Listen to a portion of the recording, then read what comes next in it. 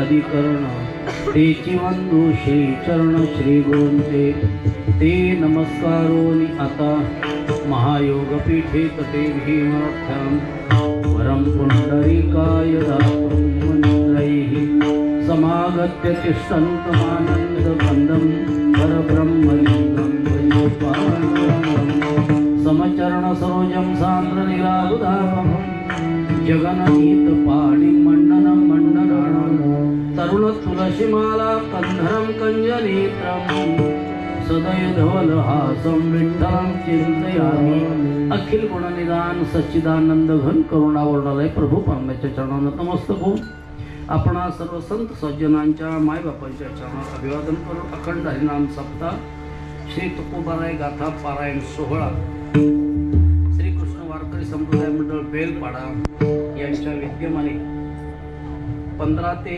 22 पर्यंत हा सप्ताह आहे। वैकुंठवासी परमपूज्य सद्गुरू वामन बाबा, अप्पा माऊली, हिराजी बाबा, विश्वनाथ बाबा, श्री जीवनमुक्त स्वामी उरण गोपाळ बाबा वहाळ व अहिल्याबाई यांच्या कृपा प्रसाद आशीर्वादाने आपणा सर्व संत सज्जनांच्या सहकार्याने त्याच्यातले दानशूर मंडळी, अन्नदाते मंडळी, आमची ठाळकरी मंडळी, भजन मंडळी या सर्वांच्या सहकार्याने गेली 35 वर्ष। पुढच्या वर्षी 3 तपपूर्ती होते। तुम्हाला 36 वर्ष टिकवणं म्हणजे जरा मुश्किलच आहे, पण अतिशय प्रेमाने तुम्ही हे टिकून ठेवलं ही आश्चर्याची गोष्ट आहे। आपला विभाग आता बदललेला आहे। पूर्वीचं खेडेगाव राहणीमान सगळं बदलून गेलेलं आहे, अतिशय बदल झालेला आहे आणि अशा बदलत्या काळामध्ये हे टिकवणं म्हणजे मोठं मुश्किल आहे।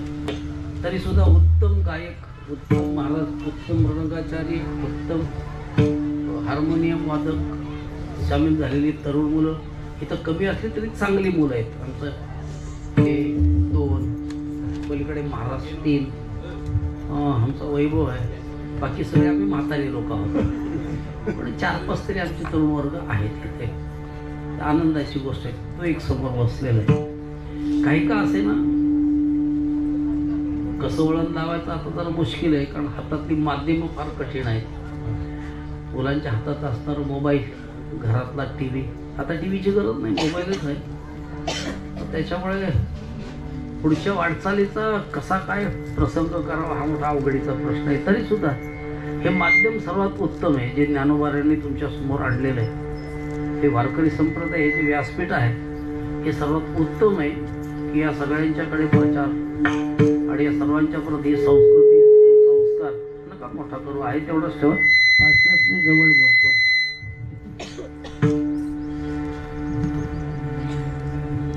त्यांचा ठेवा मोठा, माझा ऐकायला येईल एवढंच ठेवा इथे।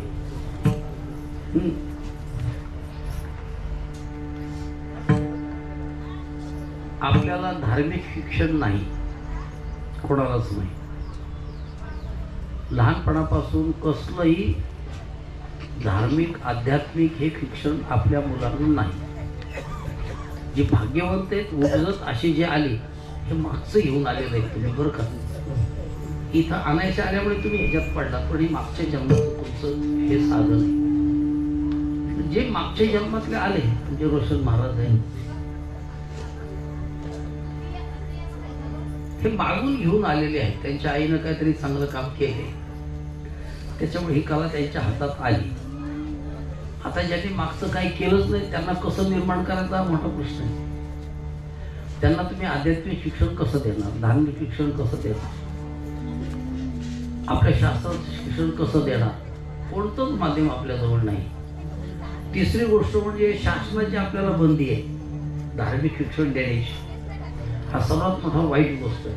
सर्वात मोदी वरती आहे 5 वर्ष, त्यांनी काय आपल्यावर कृपा केली तर काय पुढचा तर चांगला आहे असं म्हणायला हरकत नाही. महाराष्ट्रात आपली सत्ता त्यांची आहे, त्याच्यामुळे ते सुद्धा काय करू शकतील की नाही माहीत नाही, पण मोदी करू शकतो. त्याचं एकमेव कारण महाराष्ट्रातून जास्त आमदार असल्यामुळे राज्यसभेवर आमदाराचे प्रतिनिधी तिथे पाठवता येतात, खासदार, आणि त्यांचं पाठबळ जर मिळालं सगळ्यांचं मोदीला, तर हे 2 कलम तो रद्द करू शकतो जे आपल्या डोक्यावर बसवलेले आहेत काँग्रेसने.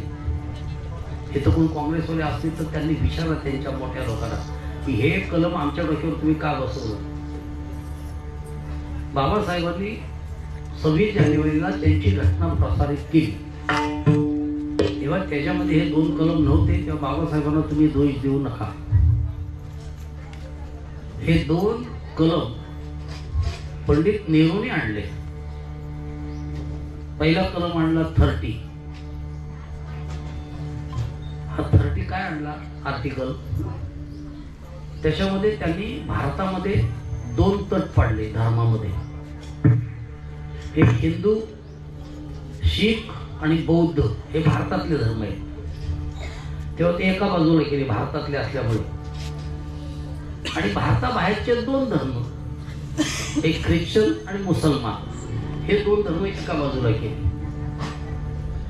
या 2 धर्मांना शाळेमध्ये शाळा काढून धार्मिक शिक्षण देण्याची परवानगी या 30 कलमानं दिली, म्हणजे 30 मे हा ऍक्ट आहे. आणि दुसरा कलम त्यांनी टाकला 30A. याच्यामध्ये हिंदू, बौद्ध आणि शीख यांना शाळेमध्ये धार्मिक शिक्षण देता येणार नाही अशी सक्त ताकीद आणि कलम आपल्या डोक्यावर टाकले. त्यांनी ते पास करायला घेतले असेंब्लीमध्ये हे 2 कलम, पण त्याला बाबासाहेबांनी विरोध केला. वल्लभभाई पटेल यांनी विरोध जबरदस्त केला. हे दोघंही म्हटले आमचा काँग्रेसचा राजीनामा घ्या, तुम्ही हे 2 पास करून टाका, आम्ही बघू काय करायचं ते नंतर.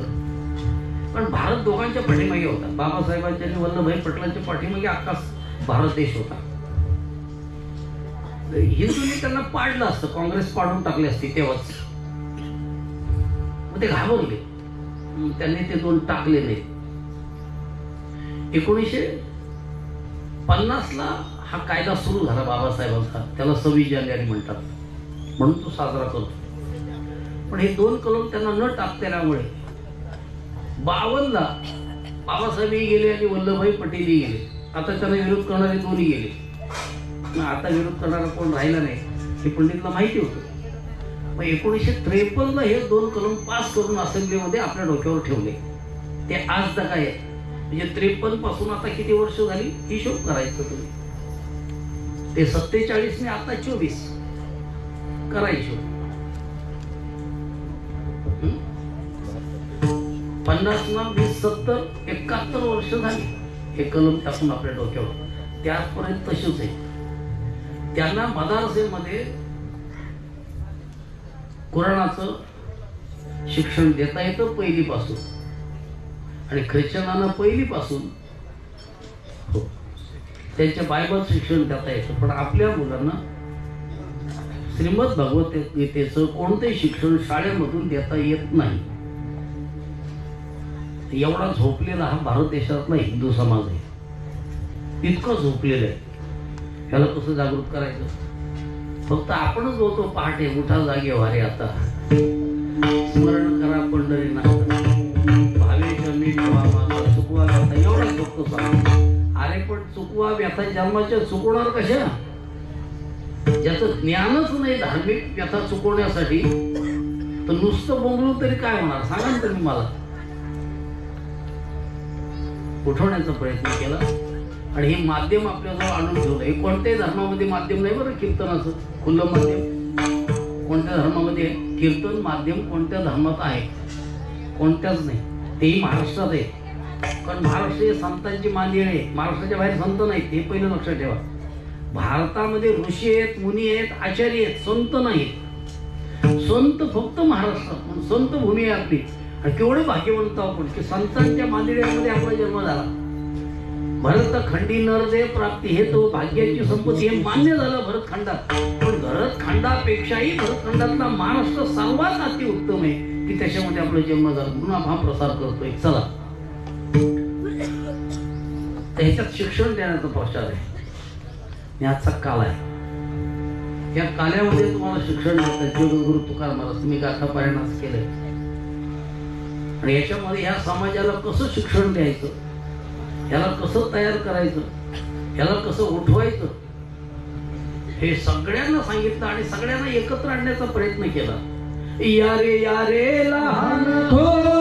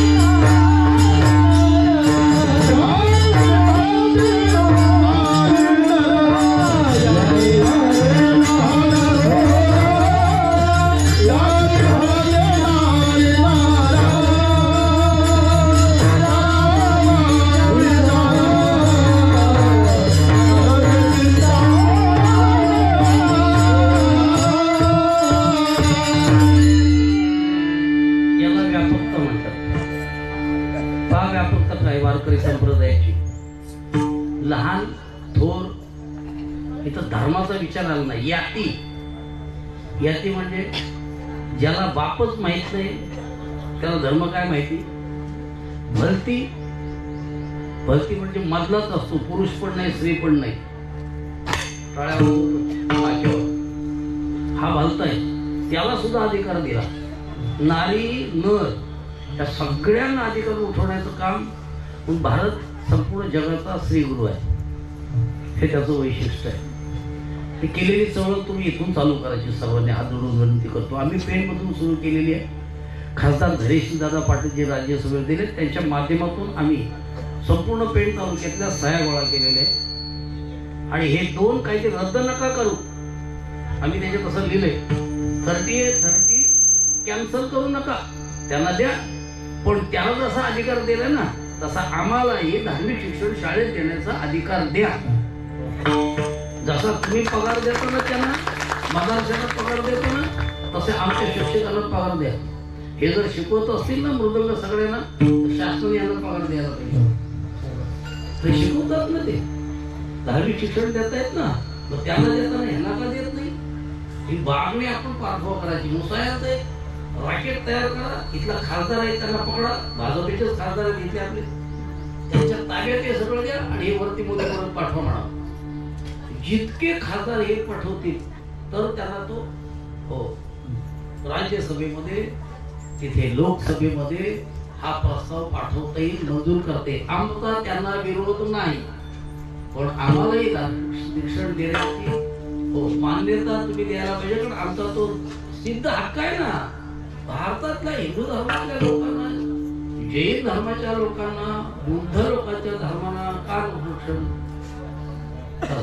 मुसलमानांना विचारा, यारे लहान तो म्हणतो हे काफिर आहे, यांना कापून टाका म्हणतो. काय मुसलमान शिकवतो, काय लहान मुलांना शिकवतो, हे काफिर आहेत सगळं, यांना कापून टाका. हे जिवंत ठेवण्याच्या लायकीचे नाही जगामध्ये. ही त्यांची शिक्षण आहे. ख्रिश्चनांचे काय शिक्षण आहे? काय नाही, तो बरखास्त करा, यांची संस्कृती बरखास्त करा आणि आपली संस्कृती इथं आणा. पण ही अशक्य गोष्ट आहे, नीट लक्षात ठेवा. चला त्याच्या पुढे मला जायचं नाही. मी तुमच्या पुढे सांगितलं की कशा पद्धतीने धर्मशिक्षण आपण दिलं जातं त्याचं प्रत्यक्ष अनुभव म्हणजे काला विठ्ठल. तुम्हाला मी काल्याचा पहिला अभंगाचा भावार्थ सांगतो म्हणजे लक्षात घ्या. जगद्गुरु तुकाराम महाराज म्हणतात की आम्ही परत वैकुंठातील या भूतलावर जन्माला येऊ, परत येऊ बरं का. उपजोनिया पुढती परत येऊ. आता आहोत परत येऊ. कशासाठी? हा काल्याचा दैवात खाण्यासाठी. आम्ही परत येऊ. इथं काय येऊ तर ते म्हणतात हा काला वर नाही ना. जरी वर आम्ही गेलो, वैकुंठात जाऊ द्या, अमरावतीमध्ये जाऊ द्या, कैलासात जाऊ द्या, ब्रह्मलोकात जाऊ द्या, कुठच्याही लोकांवरती जाऊ द्या, पण तिथं हा काला नाही. वैकुंठीत व्हायचे नाही. काय नाही, कवळ काही काल्याचा प्रसाद तिथे नाही. तिथं जरी मिळाला तरी सुद्धा वाटता येत नाही, म्हणून तो वाटण्यासाठी खाली यावा लागतो. कुठे? एकामेकांना इथंच देता येतो. एकमेका देऊ मुखी. आणि काय करू आम्ही? हुंबरी. हुंबरी हा शब्द खेळाचा शब्द आहे हा, पण तो इथं अपेक्षित नाही, याचा अर्थ वेगळा येतो. हुंबरी म्हणजे आरडाओरडा करू, मस्ती करू, एकामेकाच्या मुखातून हिसकावून घेऊ, त्याच्या मुखात घालू, असा हुंबरी या शब्दाचा अर्थ इथे लागतो. अशा पद्धतीने आम्ही काला वाटलो. आणि तो कुठं वाटू? तो वाळवंटामध्ये. तुका म्हणे कसं वाळवंटायचे? 3 शब्द वापरले. परवे अशा वाळवंटामध्ये, नीट अशा वाळवंटामध्ये आणि उत्तम अशा वाळवंटामध्ये आम्ही हा वाटू, असा या अभंगाचा सरळ भावार्थ आहे. पहिल्या चरणामध्ये या काल्याचं महात्म्य वर्णन केलं. दुसऱ्या चरणामध्ये दुर्लभत्व वर्णन केलं. दुर्लभ आहे असा दुर्लभ काला असणारा मोठा आम्ही इथं येऊ आणि कशा पद्धतीनं वाटू त्याची पद्धत सांगितली. आणि तो कुठं वाटायचा हे चौथ्या चरणात सांगितलं. असा या अभंगाचा भावार्थ झाला. आता काल्या शब्दाचा अर्थ आहे. काल्या शब्दाचे 3 अर्थ या अभंगात लागतात. एक पहिला लागतो सदाचार. हा पहिला अर्थ काल्याचा. अवघड वाटते ना आपल्याला? काला म्हणजे सदाचार कसा? ऐका ना, अभंगात शिरलं तर लक्षात येईल. पहिला अर्थ काल्याचा आहे सदाचार. हा पहिला अर्थ आहे. दुसरा अर्थ आहे काल्याचा भगवत भक्ती. हा काल्याचा दुसरा अर्थ आहे. आणि तिसरा अर्थ आहे ब्रह्मज्ञान, म्हणजे ब्रह्माईक ज्ञान, म्हणजे ज्ञान प्राप्ती. असा काल्याचा सरळ अर्थ या अभंगात सांगितलेला आहे. एवढं आश्चर्य वाटतं तुम्हाला? काल्या शब्दाचे अर्थ कसे असतील? असतात. एका पदाचे अनेक अर्थ असतात आणि एका शब्दाचे अनेक पद असतात. नीट लक्षात ठेवा. एका पदाचे अनेक. आता इथं पद काय होता? काला हा पद आहे. काला या पदाचा इथं अर्थ कोणता घ्यायचा? तो वृत्तीने घ्यावा लागतो. वृत्ती बदलली का अर्थ बदलला. लक्षणावृत्ती, लक्षणावृत्ती, गौणवृत्ती, बहुवृत्ती, अनेक वृत्त्या सांगितल्या. व्यंजनावृत्ती. अभंगाचा भावार्थ एकाच वृत्तीने लागत नाही, वेगवेगळ्या वृत्तीने लागतो. मी रात्री एक पुस्तक दिलं, आता एक देतो एखादा वेगळा असतो तुम्हाला पुस्तक, म्हणजे लक्षात येईल तुम्हाला. मुलगी शिकलेली होती मुंबईमध्ये. आता आपल्याकडे इथे टॉवर उभी राहते 40-50 असे मजल्याचे. आपल्याला सगळ्यांना टॉवर मध्ये राहावं जावं लागणार. पण त्यांना कुठे जागा शिल्लक राहील ना तर ते गावात येतील आपल्याला, ती जागा द्या, आम्ही टॉवर बांधतो, तुम्हाला देतो फ्लॅट वरती गेलं तर त्याला काहीच राहिलं नाही. त्याला काही समजणारच नाही. सगळं वरच काम. मग आपलं शिकलेली मुंबईतली 25व्या मजल्यावर राहणारी मुलगी आपल्या बेलपाड्यात आली, लग्न झालं, चांगलं झालं. इथं आल्यानंतर ती म्हटले हो काय चला ना आपण पिक्चरला जाऊ. लग्न केलं का ती लोक पिक्चरलाच निघतात. आता फिरायला, पिक्चरला, देवाला वगैरे काही कोण जात नाही. काय तुमचं काय मत? लग्न झाल्यावर फिरायला, देवाला वगैरे नाही. लागत जाऊ आपण, पोटात काय नाही ना, काय उपाशी बघायचं काय. म्हटलं एक काम, आता तिकीट काढायला फक्त 1 तास राहिलेलं आहे. मी तिकीट काढतो, तू पटकन एखादा बनवून ठेव. मी पटकन येतो तिकीट घेऊन, तू पदार्थ बनवून ठेव. हे म्हटले काय बनवू? म्हटला थालीपीठ बनव. पटकन बनतो ना ते, 5 मिनिटात पदार्थ बनतो. ती म्हटले बनवते. मुलगी MBA झालेली होती. तिने बघितलं आपण कधी स्वयंपाक बनवलेला नाही, कधी चहा बनवलेला नाही, कधी भांडी घासलेली नाही. आता नवरा तर बोलतो थालीपीठ बनवता कसा. आईने कधी शिकवलं नाही. कॉलेजमध्ये असल्यामुळे फक्त नोकरीच करायची. आता पगार 1,30,000 आहे. आता काय करणार? ते बाहेरून आणताना खायचा. 1,30,000 मध्ये कशाला पण आणतो ना, व्याप करतो, सामान आणायचा करायचा, दररोज बाहेरून आणून खायचा. पगारच भरपूर आहे, काय चिंता आहे त्यांना. हे लोक कधी जेवत नाहीत, घरी जेवण कधी करत नाहीत. त्यांना सगळा बाहेरचा पदार्थ असतो खायचा. पगार भरपूर आहे. ती म्हटली आता काय करू, आपली इज्जत जायची. नवरा तर बोलला थालीपीठ बनव. काय करावं, हुशार होता. तिने ते पुस्तक असतं पदार्थ बनवण्याचं, तिने ते काढते. हुशार होती, ती घेऊनच आली होती. रागावलं नाही पाहिजे म्हणजे काही एक एक वेगळे पदार्थ त्यात वाचून होत. आता युट्यूबवर करतात सगळ्या मुली, खातात ते नाही. काय भाजी बनवायची असली, काय बनवायचं, युट्यूब काढायचं, तसं बनवायचं. चांगलं बनवता येतं ते, चांगलं. एक चांगलं माध्यम झालं. त्याचा जर उपयोग करा मोबाईलचा, बाकीचं काही करू नका. हा तेवढा करा उपयोग. त्यात ज्ञानेश्वरी वाचता येते, गाथा वाचता येते, सगळं करता येते. मला वेळ जास्त दिल्या म्हणून मी लांबवते सगळं बरं का. तर नाही वेळ झालं तर तिकडं वास आला ना तर आपलं कीर्तन बनतो. मला जेवण तयार नाही, मला काय बोलायचं ते बोलत राहून मी आपलं बोलतोय. असं नाही तर अभिघात गेलो असतो. आपला एक तासात काळ मोकळा झाला असतो. आपला 12 वाजता क्लीन. पण माझं नाव झालं ते तुम्हाला थोडंसं गुंतवलं पाहिजे. तर काय करताय त्याला. मग तिने पुस्तक काढलं, ते थालीपीठ निघालं. ते 36 पानावर उघडलं तिने. त्याच्यात दिलं होतं कुरड्याचं पीठ, ज्वारीचं पीठ, बाजरीचं पीठ, तांदळाचं पीठ, सगळे पीठ, चण्याचं पीठ सगळं एकत्र करायचं. त्याच्यामध्ये बारीक कांदा कापून टाकायचा असतो, बारीक बारीक टोमॅटो बारीक थोडीशी कापून टाकायची, मिळालीच मेथी तर थोडीशी कापून टाकायची, कांद्याची पात मिळत तर ती टाकायची, त्याच्यामध्ये तेल टाकायचं मस्त, त्याला गोळा तयार करायचं आणि स्टोवर तवा ठेवायचा, शेगडीवर तवा, त्याच्या पाठीला तेल लावायचं. शब्द ऐका नीट बरं. तव्याच्या पाठीला तेल लावायचं, वरती थापलेला, हातावर थापलेला एवढं बसत नव्हतं. आणि पीठ किती एवढं मोठं असतो, असं थापायचं, टाकायचं, वरती झाकण ठेवायचं, खरपूस वास आला का उतरवायचं आणि खायला सुरुवात करायची. 2 मिनिटांमध्ये, जास्त वेळ नाही त्याच्यात काहीच लागत. हिने सगळी प्रक्रिया बरोबर केली, सगळं थालीपीठ पीठ तयार केलं. पण तिथे शाबूवर लागली तव्याच्या पाठीला तरीची पाठ कुठे, मग तिने उलटा केला तवा, ती पाठ न पाठी उठली, खोलगट पण तिथे पोट, त्यावेळेचं पाठ तिथे काही डोक्यात नाही. त्याने पाठीला लावला तेल आणि ठेवला तवावरती. आता ते खाली तेल असं तो भडकला खालना, तवा पेटला खाल आणि वरती टाकलं थालीपीठ आणि वरती झाकण ठेवलं. बराच वेळ झाला, खरपूस वास काही पण भडकलेला तवा तो खरपूस नाही करपूस झाला सगळा.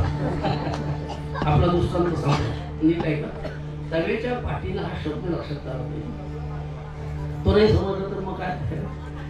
जसाच्या तसा अर्थ घेतला तरी याला काय म्हणतात लक्षणावृत्ती.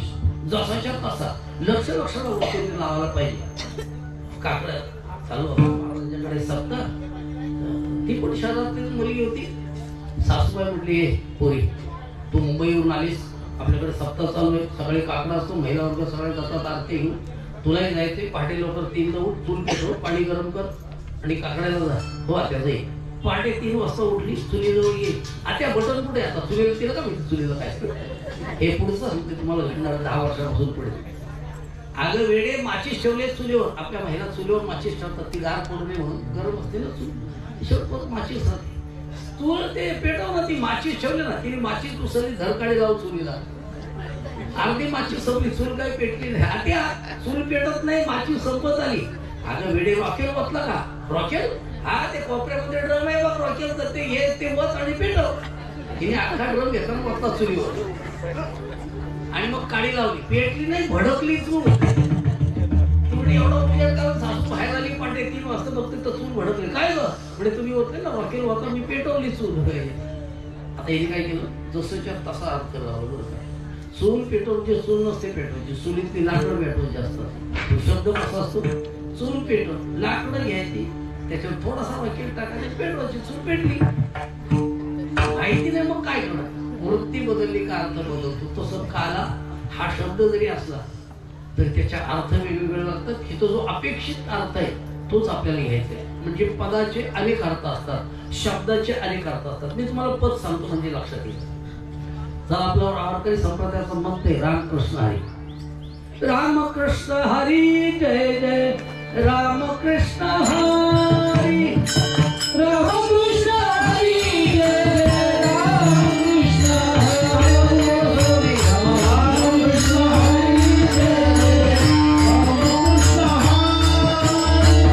रामकृष्ण हरी जय, रामकृष्ण हरी,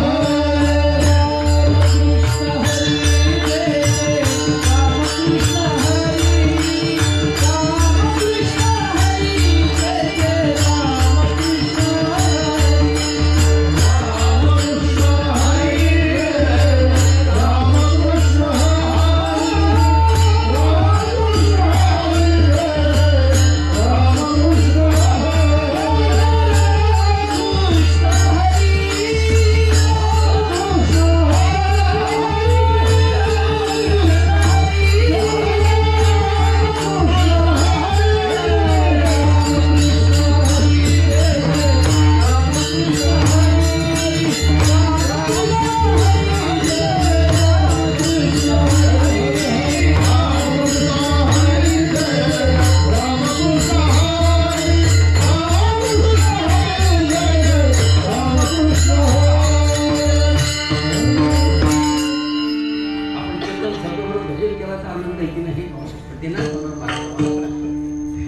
आहे त्याचे बरं हरकत नाही.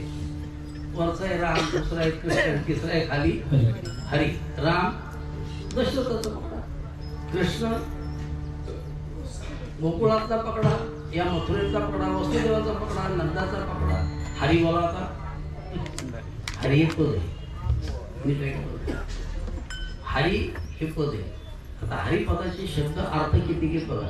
हरी म्हणजे सूर्य, हरी म्हणजे मानव, हरी म्हणजे ईश्वर, हरी म्हणजे देव, हरी म्हणजे सिंह, हरी म्हणजे वानर. किती अर्थ लागला आता बोला. हरी शब्दाचा अर्थ कुठं कोणता लावायचा?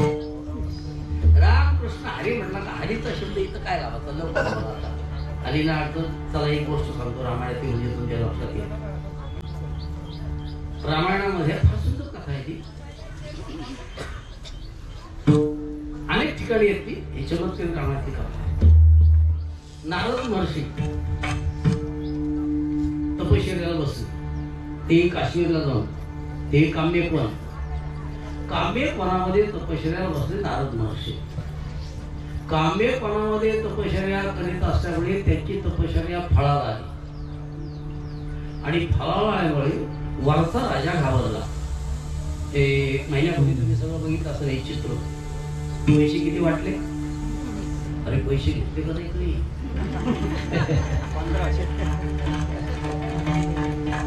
काय वाटले तुमच्या लक्षात आलं ना?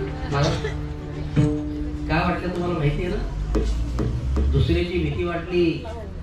हा आला तर हे पैसे घ्या पण मला निवडून द्या. तसा वारसा घाबरला. तो म्हटला याचं पुण्य जर जास्त झालं नारदाचं तर हा माझ्या पदावर येऊन बसून मला खाली जावं लागेल. पुण्य कमी झाला तर खाली जावं लागतं, जास्त पुण्य येतो वरती येऊन बसतो. इथे किती पैसे वाटा जो पुण्यवान आहे तोच निवडून देतो बरं का. हे पहिलं लक्षात ठेवा. किती वाटा तरी सगळ्यांचा पैसे वाटून निवडणुकीत विजय होत नाही, पुण्यवानाचा विजय होतो. आता वरचा घाबरला, त्याचं नाव इंद्र. इथला आमदार खासदार घाबरला, मुख्यमंत्री घाबरला, त्याच्यात काय मोठं विशेष आहे? तो म्हटला याची तपश्चर्या भंग केली पाहिजे. कोणाची? नारदाची. म्हणजे त्याचं सगळं पुण्य बरबाद करून टाकायचं. बरबाद कसं होईल? हो, याला बायांच्या नादी लावायचा. कोणाला? नारदाला. मग बायांच्या नादी लावा. तिने काय केलं? सगळ्या अप्सरा पाठवल्या खाली. आताच्या नाट्या म्हणजे देवाच्या अप्सरा. आता एखादी नटी जर आलीच तुमच्याकडे तर काय करावं? येणारच होतो ना तो. जर नटी बोललीच माझ्यावर फोटो काढत मग काय विचारतात? पण काढू का नटीच्या बरोबर फोटो? नीट लक्षात ठेवा. आणि तुम्ही पण सगळे तिचं तोंड बघू नका. कारण ती गुटखा खाते, तंबाखू खाते, सिगरेट ओढते, दारू पिते. काय तिथून बघतो सकाळी जातो अख्खा दिवस खराब जाईल.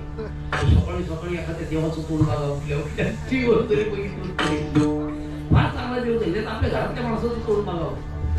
त्यांची तोंड बघू नका उठल्या उठल्या. नटाचं पण बघू नका, नटीचं पण बघू नका. त्या सगळ्या खाली आल्या आणि नारदाला भरण्याचा भरपूर प्रयत्न केला पण नारद काय त्यांच्या मतास पडला नाही. आता मात्र त्या घाबरल्या. म्हणतात जर नारद शुद्धीवर आले आणि जर आपल्याला शाप दिला, आपण त्याला त्रास दिला म्हणून तर गेलोच कापात ना. त्या तिथंच थांबल्या. नारद वर्षी पाहिल्या ह्या सगळ्या नाचगाणा वगैरे सगळं करून आता इतकं काय करतात? नारद विचारलं काय म्हणलंय तुमचं, काय करताय? काय नाही नारद महाराज आम्हाला क्षमा करा. त्यांनी दंडवत घातलं आणि सांगितलं आम्हाला इंद्रांनी पाठवलं तुमची तपश्चर्या भंग करायला. पण नारद महाराज तुम्ही आम्हाला काय बोलले का? आम्हाला तुम्ही जिंकलं, भाग्यवंत आहात, आम्हाला क्षमा करा. नारद उठला असा फुगला करायचे कामाला जिंकलं, पाठीवर थाप पाडले, निघाला नाही. आला बापाकडे, ब्रह्मदेवाकडे. बाबा हो तुम्ही तर आपल्या पोरीच्या नादी पाठीमागं लागलात पागल हो. आणि या पठ्ठ्याने सगळ्या अप्सरांना परत पाठवले. कामाला जिंकलं. ब्रह्मदेव तो शाबास असला पोरगा पाहिजे. कडकडून मिठी मारली. कोणाकोणाला सांगितलं म्हणजे कोणाला नाही बाबा, तुम्हाला कोणाला सांगू नको हे पहिलं फक्त लक्षात ठेव. पण तो थांबतो कुठून आला? तिथून निघाला तो सरळ कैलासामध्ये. भगवान शंकर म्हटला तुम्ही तर भिलेणीच्या पाठीमागे लागला. एवढे अप्सरा आलं तर नाही बोललो. भिलेणीच्या काय सांगतंय? अप्सराला नाही बोललो. तू भिलेणीच्या पाठीमागे जाईल काय? पण तुमच्यापेक्षा मी श्रेष्ठ आहे, कामाला जिंकलो. भगवान शंकर म्हटला शाबास पठ्ठ्या. हे कोणाकोणाला सांगितलं ते बाबांना, तुम्हाला सगळ्यांना सांग, एका माणसाला सांगू नको. म्हणजे कोण? विष्णूला फक्त बोलू नको का मी कामाला जिंकलोय. पण हा थांबतो कुठं म्हटला, त्यालाच पहिलं सांगतो. हा निघाला वैकुंठामध्ये. देव म्हटले या. आता देवाला सगळं सांगतो बरं का, हा कशाला आलाय तुम्ही देवाला जाता ना सगळेजण, देवाशी बोलता का नाही? बोलतो. कुठं?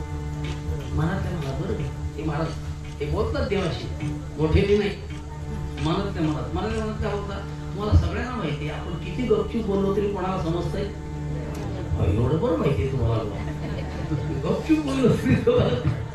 अरे न सांगता तू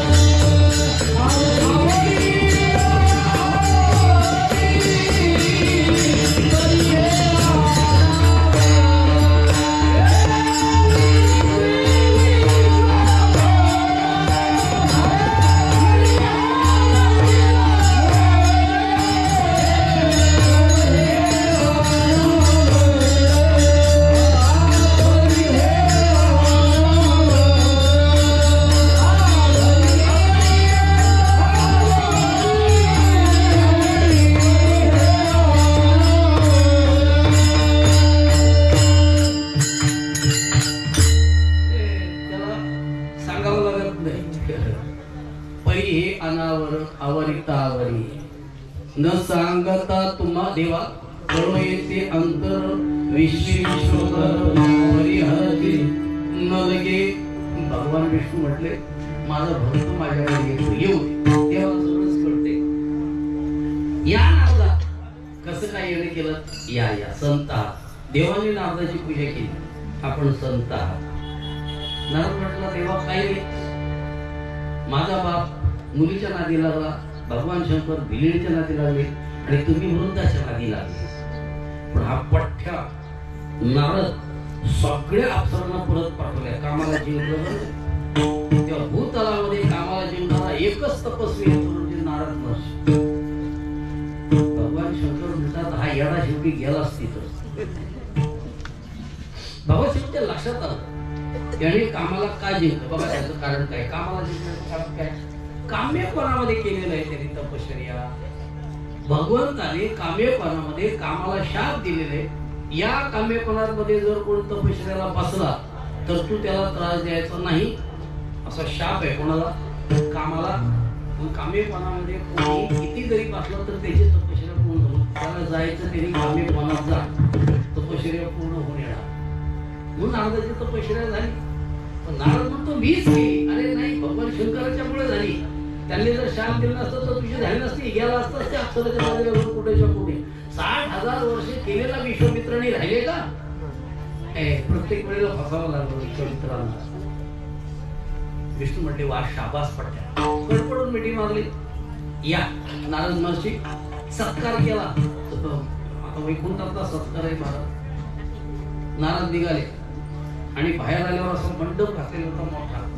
सगळं विमान येत होती, गंधर्व किन्नर देव ऋषी मुनी आचार्य एवढे कुठे चालले. तेवढे ते एक असा पहारेकरी धावत आला. नारद महर्षी अहो तुम्हाला शोधतोय, कुठं होते तुम्ही? त्रिभुवनातून शोधून आलो तुम्हाला. म्हणजे मला काय शोधताय तुम्ही?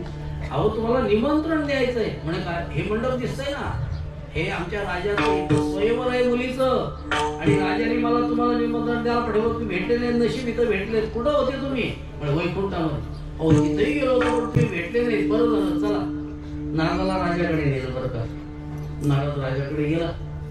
राजाला आनंद झाला. त्यांनी त्याची पाद्यपूजा केली. बसा नारद महर्षी, तुम्ही त्रिभुवनामध्ये फिरता ना, पृथ्वीवर फिरता, वरती भिंता, खाली पातळात, सगळीकडे त्रिभुवनामध्ये तुम्हाला सगळ्यांची माहिती असल्यामुळे माझी मुलगी आहे, तिचा स्वयंवर आहे, योग्य असं वर तिला पाहिजे तेवढा कुठे असं नाही म्हटलं, जरा मुलगी तर बघू द्या ना.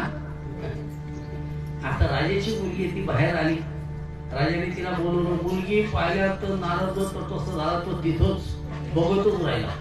काय अप्रतिम सौंदर्य आहे. नारद म्हटलं, ही पोरगी जर मला मिळाली, कामाला जिंकलाय तुम्हाला देतो, ही मुलगी मला मिळायला पाहिजे. राजाला म्हटलं, चिंता करू नका, मुलगा घेऊन येतो. निघाले परत वैकुंठात. देवळात का हो महर्षी, आपण देवर्षी परत? हो म्हणते, देवा एक काम आहे माझं. काय? एवढा तंबोरा तुमच्याकडे घ्या, देऊन टाका म्हटलं. देऊन टाकला एवढा नारदाचा. आणि मला हरी बनवा. मी हरी या पदाचा अर्थ सांगण्यासाठी हा दृष्टांत दिलाय. मला हरी बनवा. देव म्हटले, काय हरकत नाही, द्यायचं आमच्याकडे. आणि काय? स्वयंवर आहे. आणि तुम्ही कुठे निघालात तेव्हा? आणि मी स्वयंवराला चालू. एक प्रार्थना आहे देवा, तुम्ही स्वयंवराला येऊ नका. म्हटले का? तुम्ही आलात तर ही पोरगी मला मिळणार? अहो तुम्हालाच माळ घालेल. जगामध्ये सौंदर्यवान सुंदर फक्त एकच आहे, दुसरा सुंदरच नाही ना. आहे असं सांगा नाही ना.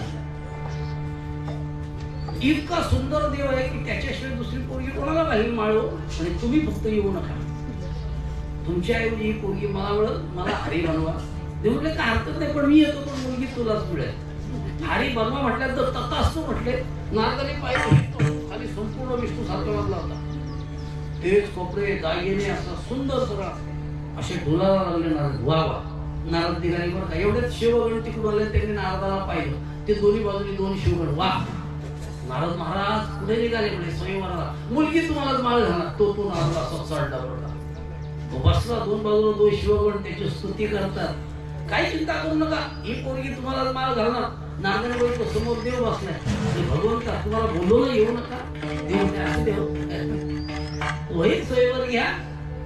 मग काय करता, एवढ्या शिवगणाने चढवल्यावर नारद अतिशय चढलेला आहे. एवढे मुलगी हार घेऊन बाहेर आलेली, तिच्या हातामध्ये फुलांची माळ आहे, ती गळ्यात त्याच्या घालणार आहे, तो तिचा पती होणार आहे. नारद उभे झाले, मान खाली घालून डोळे झाकून झाले. ही पोरगी माझ्या गळ्यात माळ घालणार. बराच वेळ झाला पण माळ काय गळ्यात पडली नाही, पण टाळ्या वाजल्या. तरी नारद शुद्धी नाही, शिवगणाने शुद्धी होणार. नारदा उठा. आणि काय झालं? डोळे उघडा. काय झालं? मुलीचं लग्न झालं? झालं. कुठं? घेऊन पण गेला तिचा पती. तिला कोण? म्हटले विष्णू. लबाडेल्या फसवतो मला, एवढी लबाडी, एवढा खोटा. येऊ नको म्हटलं, मला मुलगी पाहिजे आणि मी करणारी बायको. हा घेऊन पळून गेला, बघतो त्याच्याकडे. नारदाने जाऊन पकडलं बरं का.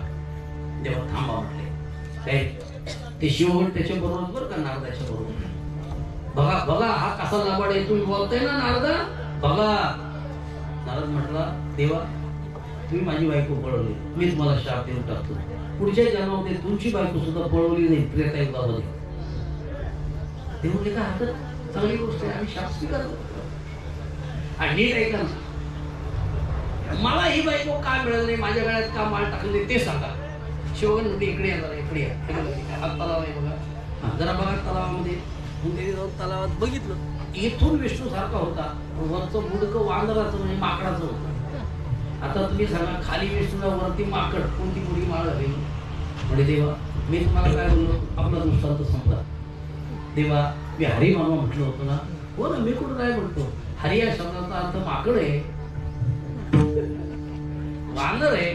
तू मला माकड बनव, तू हरी नाही बोलला, हरी बोलला, म्हणून तुला माकड बनवलं मी. काय हरकत नाही म्हटली, पण तुझी बायको सोडायला फक्त माकडच तुला मदत करते, दुसरा कोण नाही करणार. चला, हरी या शब्दाचा अर्थ समजला.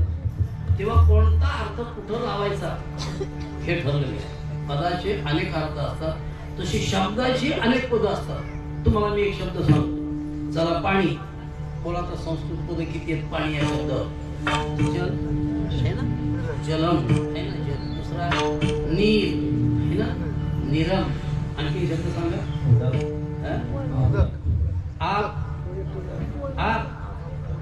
पृथ्वीचे 5 तत्व आहेत, त्यापैकी तिथं पाणी नाही बोलत आपण. पृथ्वी, आग, तेज, वायू आणि आप म्हणजे काय? पाणी. पाणी हा शब्द आहे. आणि आप हे पदच आहे, संस्कृत शब्द आहे हा. आणखी भरपूर शब्द आहेत. म्हणजे एका शब्दाचे जसे अनेक अर्थ असतात तसे अनेक पदाचे सुद्धा अनेक अर्थ असतात. मग काला जरी असला तरी काला म्हणजे तो कालाच असं नाही. हे इथं काल्याचे 3 अर्थ लागले ह्या अभंगामध्ये. त्याचं कारण काय? पहिलं चरण आणि शेवटचं चरण, बर्वे, नीट आणि उत्तम या तिघांमुळे 3 अर्थ लागलेले आहेत याच्यामध्ये. जगद्गुरु तुकोर्डे या काला शब्दाच्या अर्थ इथं सांगितलं 3 का हो? आता आपण अभंगात आलो. 3 का? त्याचं कारण तुमचे 3 शरीर आहेत म्हणून 3 काले करावे लागतात. आपल्याला शरीर किती आहे? 3. पहिला शरीर कोणता आहे? स्थूल, दिसतोय तो स्थूल शरीर. त्याच्या आतमध्ये काही त्याला काय म्हणतात? सूक्ष्म शरीर. आणि त्याच्या आतमध्ये काही त्याला काय म्हणतात? कारण शरीर. नीट ऐका आता, प्रत्येक शब्द नीट ऐका. स्थूल शरीराला पुष्ट करण्यासाठी बघा कशी तब्येत आहे नाही का आमची. हे पुष्ट शरीर महाराजांचं कसं शरीर ते बघा. गातात पण शरीर बघा कसं आहे. हे पुष्ट शरीर करण्यासाठी एक काला. नीट ऐका. या शरीराला पुष्ट करण्यासाठी एक काला. दुसरा नष्ट करण्यासाठी काला. सूक्ष्म शरीराला नष्ट. नीट ऐका आता. स्थूल शरीराला पुष्ट, आतला सूक्ष्म शरीराला नष्ट. नष्ट नाही, शुद्ध. आणि कारण शरीराला नष्ट करण्यासाठी एक पुष्ट, एक शुद्ध आणि एक नष्ट असा 3 प्रकारचा काला करावा. त्याला प्रमाण येत आपल्याला. ऐका ना आता. याला पुष्ट करण्यासाठी कोणता काला? दही भाताचा काला. नीट ठेवा का. खडकी सोडी येल्या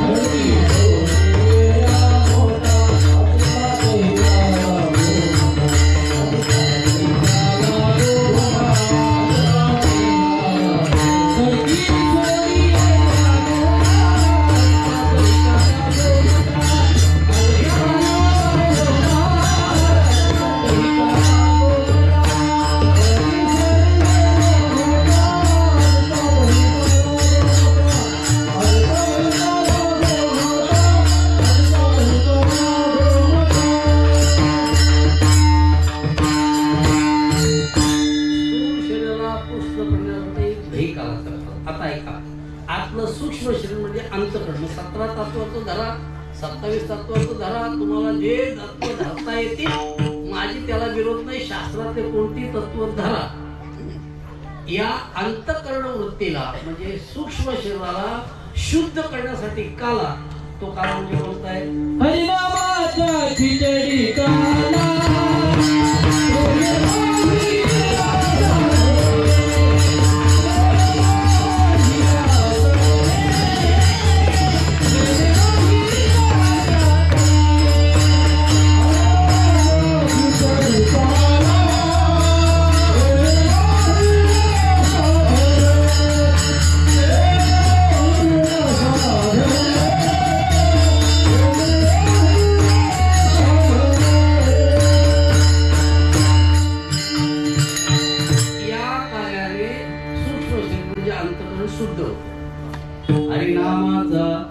खिचडी बनवलेली आहे, सामान्य नाही. कोणती खिचडी बनवलेली आहे? लावणी मृदुंग श्रुती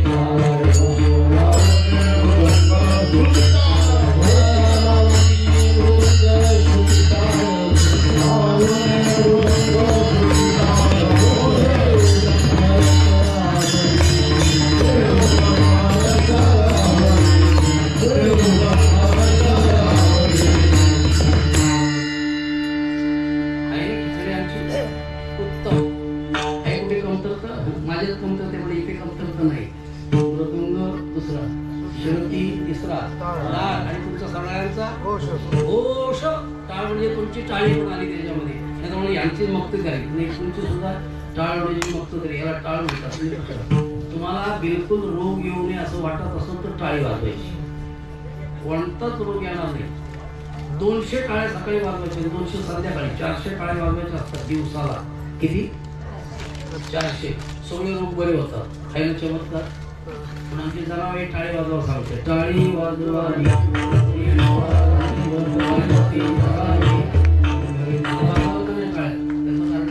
प्रत्येक रोग जाण्यासाठी इथं स्पॉट आहे आपल्या हातावर. नीट आहे का? तुम्हाला खोटं वाटत असेल तुम्ही आता प्रयोग करून तुम्ही बघा स्पॉट कसे आपल्या शरीरावरचे आहेत ते. नाकात बघा, माझे दोन्ही स्वर चालू आहेत. कधीतरी एखाद स्वर चालू असतो, उजवी नाकपुडी नाही तर डावी नाकपुडी. मी हे जर थोडंसं कीर्तनाच्या बाहेर आलोय बरं, परत मला कीर्तन आणायचं रे तू कॅसेट पण पडते म्हणून तिला अशी फिरवावी लागते. चल बुवा जरा पुढं. जुनी झाली कॅसेट, त्याला काय करता येतं, तिलाच नाही करत. हे तरुण पोरं पाहिजेत आता कीर्तनाला. जुन्यांचं काय चला कुठपर चालू होतं रे? सूक्ष्मदेह टाळी मला एक प्रयोग करा सांगतो तुम्हाला. ही नाडी चालू असते ना, कशासाठी नाडी बघायची? नीट आहे का? एकच नाडी चालू राहिली दिवस रात्र, आज पण आहे, उद्या पण आहे, परवा पण आहे, एकच चालू आहे. उजवी किंवा नाडी कोणती? एकच नाही. बदल झाला नाही नाडीमध्ये. थोडं बदल होतो, कधीही चालू असते, कधीही चालू असते, कधी दोन्ही चालू असतात. पण बदल झाला नाही तर समजायचं आपण फक्त या भूतलावर 2.5 वर्ष आहोत. मी का म्हणजे समजलं नको समजावं. मी कधी जाणार आहे ते कधी जाणार आहे पण समजायला आपल्याला तयारी पाहिजे ना. एकच नाडी चालू राहिली, बरेच दिवस झाले एकच चालू आहे, समजायचं 2.5 वर्षाच्या पुढे आपण जात नाही. त्यासाठी एक प्रयत्न करायचा. नाडी बदलते काय बघायचं. काय बदलण्याचा प्रयोग आहे? समजा तुमची उजवी नाडी चालू आहे, तिला बंद करायची तर डावा अंगठा आहे तो जमिनीवर फक्त टोकून धरायचा, असा जोरात, असा असा जोरदार ठेवायचा. तेवढ्या चरणी ठेवला तरी चालत. कृष्णाचा तो अंगठा जर टेकून ठेवला तर 30 सेकंदामध्ये म्हणजे अर्ध्या मिनिटामध्ये ही नाडी चालू होते उजवी बघा. आणि हा अंगठा जर टेकून ठेवला तुम्ही तिकडे उजवा पायाचा तर डावी नाडी चालू होते. म्हणजे इकडची बंद होते आणि इकडची चालू होते. हा प्रयोग करायचा. समजलं तुम्हाला? सोपं काम आहे. एखाद्याकडे तुम्हाला काय मागायचंय, आता तो इकडे बसलेला, आपण इकडं, महाराज माझ्या बाजूला आहे. मी बघितलं महाराजांच्याकडे मागायचंय पण आपली डावी नागपुडी चालू आहे, महाराज देणार नाही. हे आश्चर्य आहे. मग काय करायचं? उजवी नागपुडी चालू करायची आणि मग त्याच्याकडे मागणी करायची. तो परत करायचं नाही तर त्याच्या बाजूला जाऊन बसायचं. मला पावत्या फाडायच्या आहेत ना दिल्लीच्या, महाराज आपले आमचे दिल्लीच्या पावत्या फाडायच्या आहेत ना, नागपुडी बघायची कुणीकडची चालू आहे. त्या बाजूला ते आलं पाहिजे माणूस. देणार तुम्हाला किती पण देणार, चिंता करू नका. मात्र तिकडं बसायला जागा नाही, मग काय करायचं? नागपुडी बदलून घ्यायची. 30 सेकंदात तर बदलते ना, 1 मिनिट पण लागत नाही महाराज. 60 सेकंद सुद्धा लागत नाही, लगेच नाडी बदलते. काम झालं तुमचं. आता करा म्हणा तुम्ही. तसे आपल्या हातावर स्पॉट आहेत. हे जसे स्पॉट आहेत तसे आपल्या हातावर स्पॉट आहेत. एक रोग जाण्यासाठी स्पॉट आहे बरं का. तुम्हाला जर मूतखडा असेल तर हा इथं स्पॉट आहे. हो, हाय बीपी असेल, लो बीपी असेल तर मधोमध स्पॉट आहे. हो, शुगर असेल तर इथला स्पॉट आहे. तिथे ॲक्युप्रेशरचे डॉक्टर आहेत, त्यांना जाऊन विचारा कोणता स्पॉट कुठे आहे.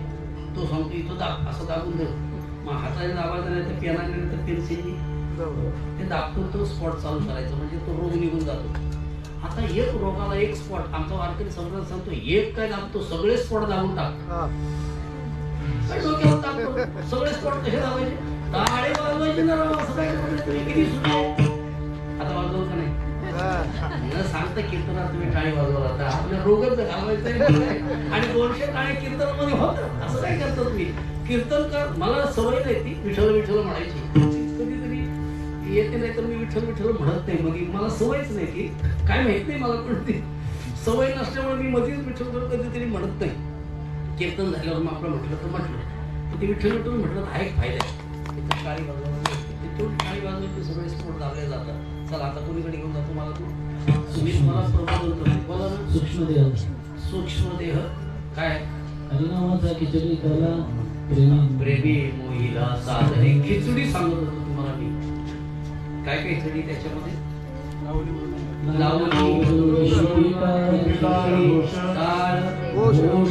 या सगळ्याची खिचडी म्हणजे हरिनामाचा काला म्हणजे भजन. नीट लक्षात ठेवा. हा जर केला तर चित्ताची काय होते? शुद्धता होते. म्हणजे शुद्ध अंतकरण तयार होतं. हा दुसरा काला झाला. आणि तिसरा काला म्हणजे अभेदाचा काला. तुका म्हणे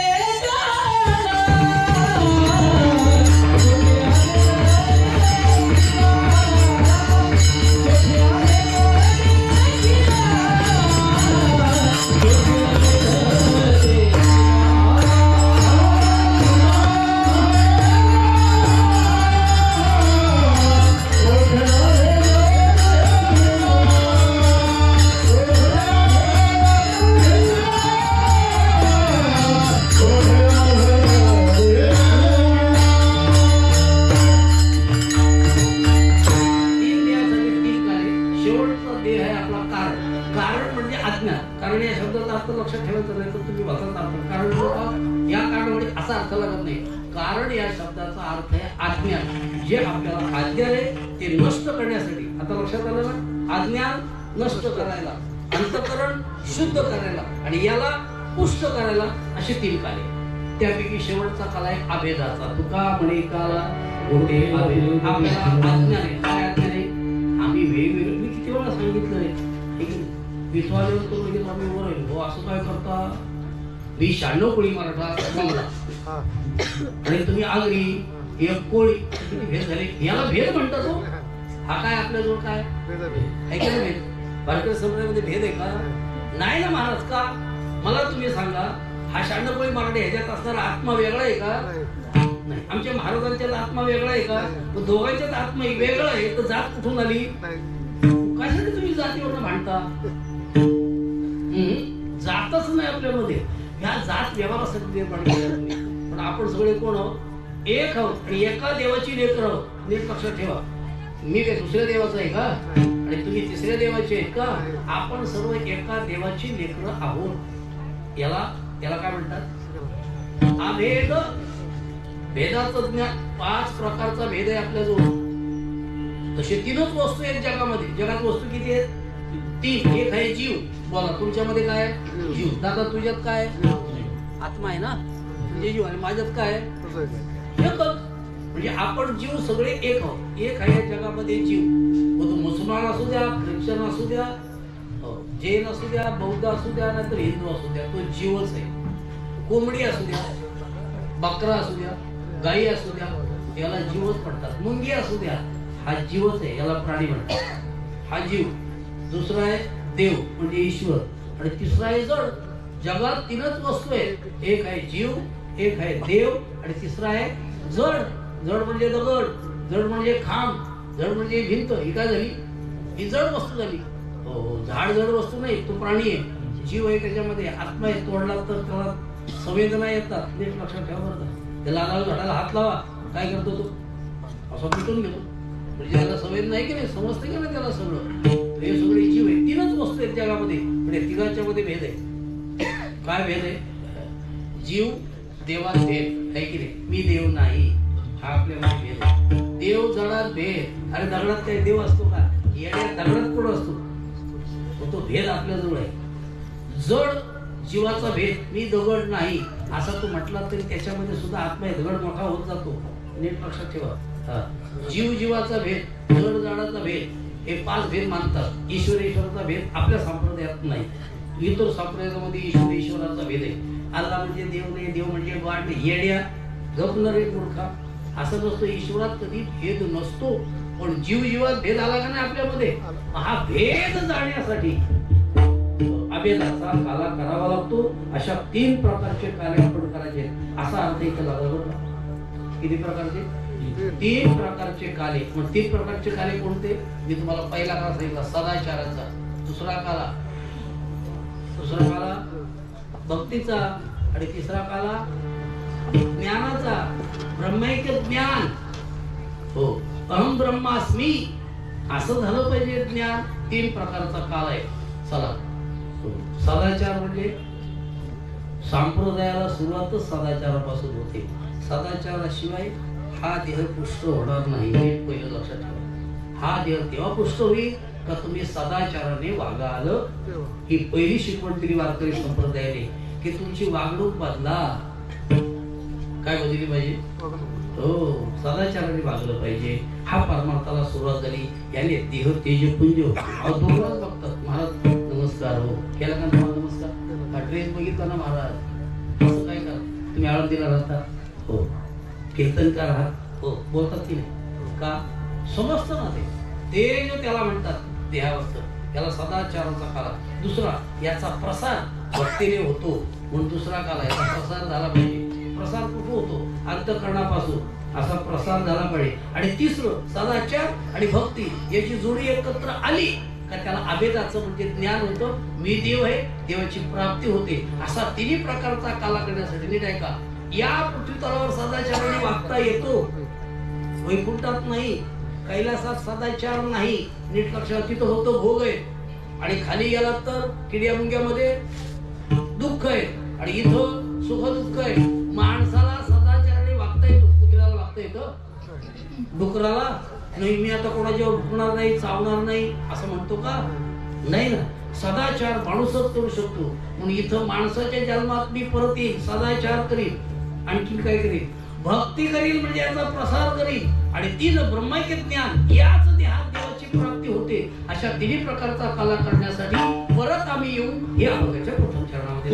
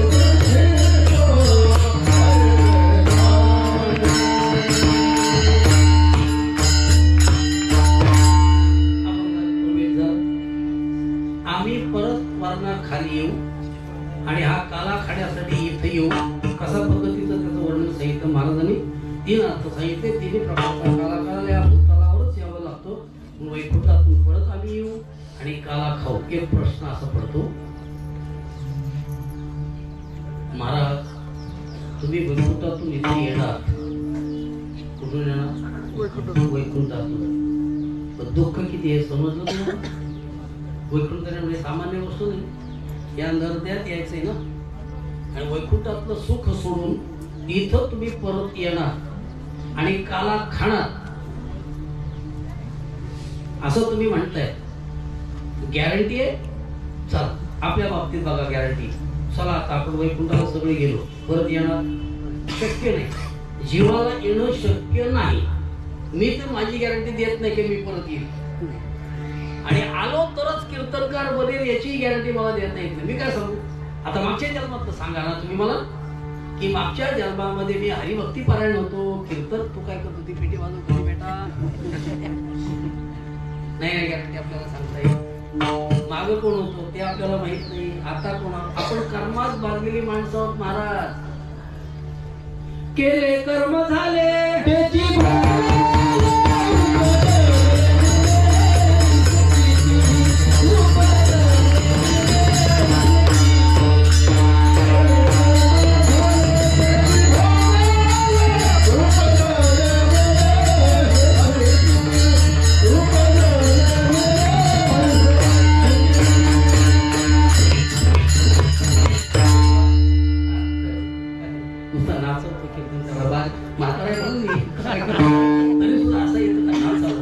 स्टेज आहे त्याच्यावर म्हटलं तर पुन्हा आपलं स्टेजवर ठेवलं काय केलं म्हणजे मला नाचता येईल.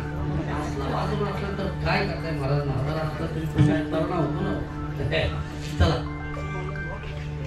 कर्मात बांधलेली माणसं सांगू शकत नाही. केलंय ना इथे येऊन भोगतोय आणि काय केलंय त्याचा पत्ता नाही. बोला लवकर आता.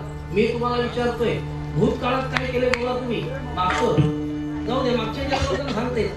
हो लहानपणीचं बोला, चला महिला मंडळ बोला. लहान असताना काय काय केलं काहीच माहित नाही. आता काय करतोय तेही माहित नाही. पुढं काय करणार आहेत बोला लवकर.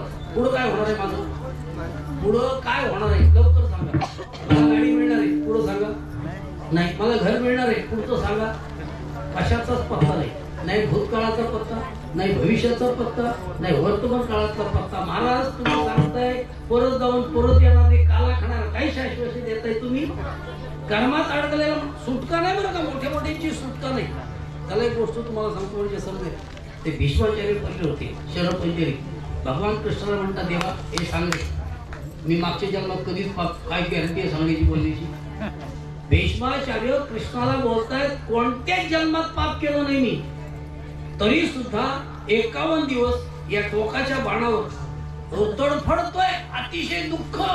आणि शेवटच्या क्षणाला तू दर्शन द्यायला येतो, कोणत्या पापाचं प्रायश्चित्त बोल.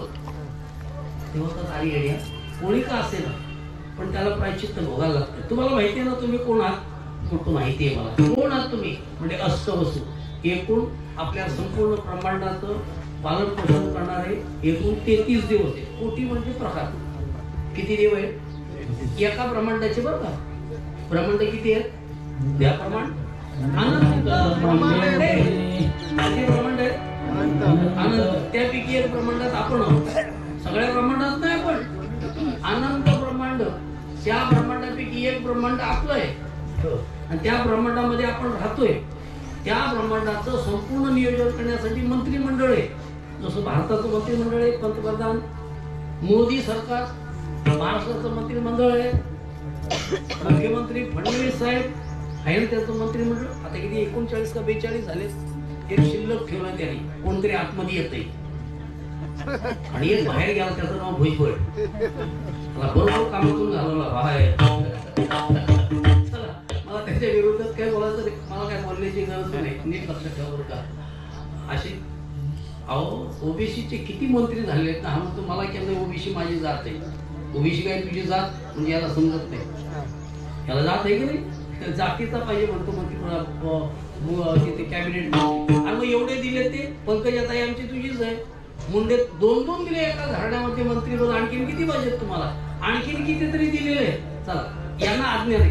काय आज्ञा म्हणजे भेद पाडणारे लोक आहेत, भानगडी लावणारे समाजामध्ये. हे कशासाठी? मतासाठी भानगडी लावायचे आणि फूट पाडायचे समाजामध्ये. त्याचं नुकसान आहे आपल्याला. चला मी त्याला वाहतो थोडासा मध्ये मध्ये जाताना. फुटपर्यंत आलो तुम्हाला लोक ब्रह्मांड लोक सांगायचं तुम्हाला बोललो ना कॅसेट अडकते. ब्रह्मांड किती देव आहेत ब्रह्मांडामध्ये चालवणारे? 33 मंत्री आहेत आपले. त्यापैकी 12 दित्यांचा मेळावा म्हणजे 12 आदित्य. एका ब्रह्मांडात 12 सूर्य आहेत. किती सूर्य? 12. 11 रुद्र. किती झाली संख्या? 23. अष्टवसू किती झाली? 31 आणि 2 अश्विनी कुमार. एकूण 33 लोक हे ब्रह्मांड चालवतात. याच्या हाताखाली वेगवेगळ्या समित्या. त्यापैकी आपल्या सूर्यमालिकेतून इंद्र वेगळा, त्या सूर्यमालिकेतला इंद्र वेगळा बरं का. प्रत्येक सूर्यमालिकेत इंद्र वेगळा आणि त्याची कमिटी वेगळी. सभापती तुमची नगरपालिकेमध्ये जा ना पनवेलला, पाणी पुरवठा सभापती, आरोग्य सभापती, शिक्षण सभापती, या कमिटी नेमलेले. तशा कमिट्या पण एकूण देव 33. त्यापैकी अष्टवसू. बोला तुम्ही कोण होतात मागच्या जन्मी? अष्टवसू. भीष्माचार्य म्हणजे अष्टवसू आहे. हे अष्टवसू बायकोला येऊन फिरायला आले अयोध्येमध्ये. काय गोड कथा आहे का ना? फिरता फिरता गोशाळेमध्ये गेले. कोणाच्या गोशाळेमध्ये गेले? भगवान प्रभू रामचंद्राचे गुरु वशिष्ठ. आणि तिथं ती कामधेनू पाहिली. शुभ्र कोरी पाय पाय दिसत होती, तेजपुंज. बायको नवऱ्याला म्हणते अष्टवसूला बरं का, ही गाय आपल्याला घ्या. तो म्हटलं येते आपण वरती राहतो, गाय वगैरे वरती नेता येत नाही. म्हणजे वरती नाही, भारतातच ठेवायची, तिला माझ्या मैत्रिणीला द्यायची. हे इथं वशिष्ठ नाहीये तेव्हा ही गाय घेता येणार नाही. आणि वशिष्ठाला दिलेली ही गाय प्रभू रामचंद्रांनी. तेव्हा हे आश्रम या काम धेनुवर चालते, सगळ्या इच्छा पूर्ण होतात. आपला सत्कार किती केला बोलले ना, तुला दागिने दिले, कपडे दिले, सुंदर हे कोणामुळे दिलं? या काम धेनुवरी मिळालं बरं का आपल्याला सगळं. तू म्हणशील या झोपडीमध्ये एवढं कसं काय आलं? ते सगळं काम धेनू म्हणजे अशीच गाय आपल्याला पाहिजे. हट्ट धरला देवाला बायको पुढे चालत नाही तर आमचं काय घेऊन बसलात बुवा लोकांचं? ओ महाराज, मी काय बोलतो समजलं का तुम्हाला? ऐकलं का माझे शब्द? अरे देव बायकोच्या पुढे नमला, हट्ट पुरा करावा लागला आणि गाई घेऊन गेला बायकोच्या नादी लागून. बुवा नाही नेत तर त्यात काय घेऊन बसलात तुम्ही? गेला नाही. संध्याकाळी वशिष्ठ आले, हाकार, काही खायला नाही, काही वस्तू नाही. म्हणजे काय झालं? म्हणजे काम देऊच नाही. काम देऊ नये, शोधा, शोध नाही. शेवटी वशिष्ठाने अंतर ध्यानी पावली, हे या अस्त्र वस्तूंनी पळवली. हे हातात पाणी घेतलं आणि संकल्प सोडला, हे सगळेच्या सगळे अष्टवस्तू आहेत ना, खाली मानव जन्मात या म्हणे, आता या भूतलावर खाली. आणि भोगा म्हटले दुःख. श्वाप दिल्यावर घाबरले सगळे, खाली आले, हात उभं राहिले. महाराज क्षमा करा, देव असून चोऱ्या करताय, माणसासारखे वागताय, कशाला देव झाले म्हटले. ते 7 जण म्हटले आमचा काय नाही, आम्ही काहीच केलं नाही. या मूर्खाने केला आगाऊपणा. अरे त्या मूर्खाने केला तरी मंत्रिमंडळातल्या एका मंत्र्याने जरी घोटाळा केला तर त्या पक्षाला दोष लागतो. भिकार पक्ष म्हणून घोटाळा करणारा मंत्री असतो, काढून टाकायला पाहिजे लगेच त्याला. तुम्ही त्याला काय साथ दिली? हे चुकीचं काम करतो, नाही येऊन द्या परत. काय केलं नाही तुम्ही असं म्हणे. त्यांनी केली ना चूक, त्यांनी तर केली, पण तुम्ही पण बघा, असं नका करू ना. ठीक आहे, पण तुम्हाला जन्म घ्यावा लागेल, मी शाप दिलेले वशिष्ठ म्हटले, पण तुमची लगेच मुक्तता होईल. राहिला हा याची मुक्तता करत नाही, याला सोडवत म्हणतो महाराज. मानव देहामध्ये सोड म्हटले. आता तो वशिष्ठाने दिलेला शाप आहे. महाराज, शंतनू राजाचा हा पुत्र, शंतनूला गंगेबरोबर लग्न झालं, अप्रतिम सुंदर. ती कथा नाही सांगत लग्न कसं झालं, काय झालं. ती म्हटली बुवा मी तुमच्याबरोबर लग्न करते. गंगेने अड घातली, शंतनूशी लग्न करता. तुम्ही काय अडबीट घातली नाही ना? अड घातली.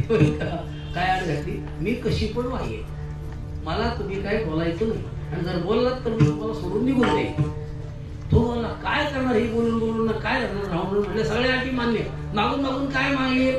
दागिने मागेल, कपडे मागेल, काय पाहिजे ते दे, खायला मागेल, फिरायला नाही, सगळं करेल म्हटलं. लग्न झालं नाही, पहिला पुत्र झाला महाराज शंतनूला. या बाईने उचललं, गंगेत सोडून दिलं. आता तो असं बघतच राहिला. पहिला राजकुमार पाण्यात सोडून दिला. बाबा मारून टाकला बाईनं पोरला. काय करू, काय करू? गेला बोलायला, पण तो म्हटला होता हिने मला सांगितलं काय बोलला असतं मी निघून जाईल. गप बसला, तोंड दाबून. पहिला पोरगा सोडला, दुसरा सोडला, तिसरा सोडला, चौथा, पाचवा, 6वा, 7 पोरं मारली बरं बाईनं. हे 7 वसून मुक्त झाले. जन्माला यावंच लागलं, बघा कर्म होत आहे. मुक्त झाले. राहिला 8वा. जन्माला आल्यावर त्यालाही सोडायला दिला तर शंतूनी धरली तिला, प्रकार मारली तिला, बोलला अंगावर जाऊन. तुम्ही क्षत्रिय असताना मला शब्द दिला होता, मला काय करणार, मारली तर मारली, शिवाय दिल्या. हे 8वं पोरग तुमचं, चालले मी निघून गेले, मुक्त झाले. राहिला 8वं पोरग म्हणजे हा भीष्माचार्य, देवव्रत त्याचं नाव. किती पिढ्या जगला बघितलं ना, बघितलं का? नुसताच जगला नाही, दुष्टांच्या घरी राहावं लागलं, दुष्टांचं अन्न खावं लागलं. द्रौपदीला भर सभेत दुःशासनाने ओढून आणली. तिला माहिती होतं आपल्याला एकच माणूस सोडवी म्हणजे हा भीष्माचार्य, पण ताकदच तशी होती, याच्याशिवाय आपल्याला कोण सोडवणार नाही. जसं द्रौपदीने भीष्माचार्याकडे बघितलं, मान खाली घातली. का मान खाली घातली? का न्याय दिला नाही सांगा ना? न्याय देईल कसं? अन्नाचा दोष आहे ना, दुष्टांच्या घरचं अन्न खात होता ना. मग काय रे, तुझ्या अंगामध्ये रक्त आहे, हे काढण्यासाठी हे सगळं रक्त दुष्टांचं काढायचं होतं आतमधलं. तसा मी तुझ्या समोर पापीत आहेस तू. प्रत्यक्ष भर सभेत तोडताना तू डोळ्यांनी पाहिलंस की नाही? द्रौपदीवरचा अन्याय पाहिलं ना. हे केलेलं कर्म तू म्हणत असेल मी काय केलं नाही, तरी सुद्धा ते भोगावंच लागतं. तू म्हणशील न कळत केलं तर पुढच्या वर्षी भोगा. आणि आता जाणून बुजून जर तुम्ही कर्म वाईट केलं म्हणून सदाचार सांगितलं.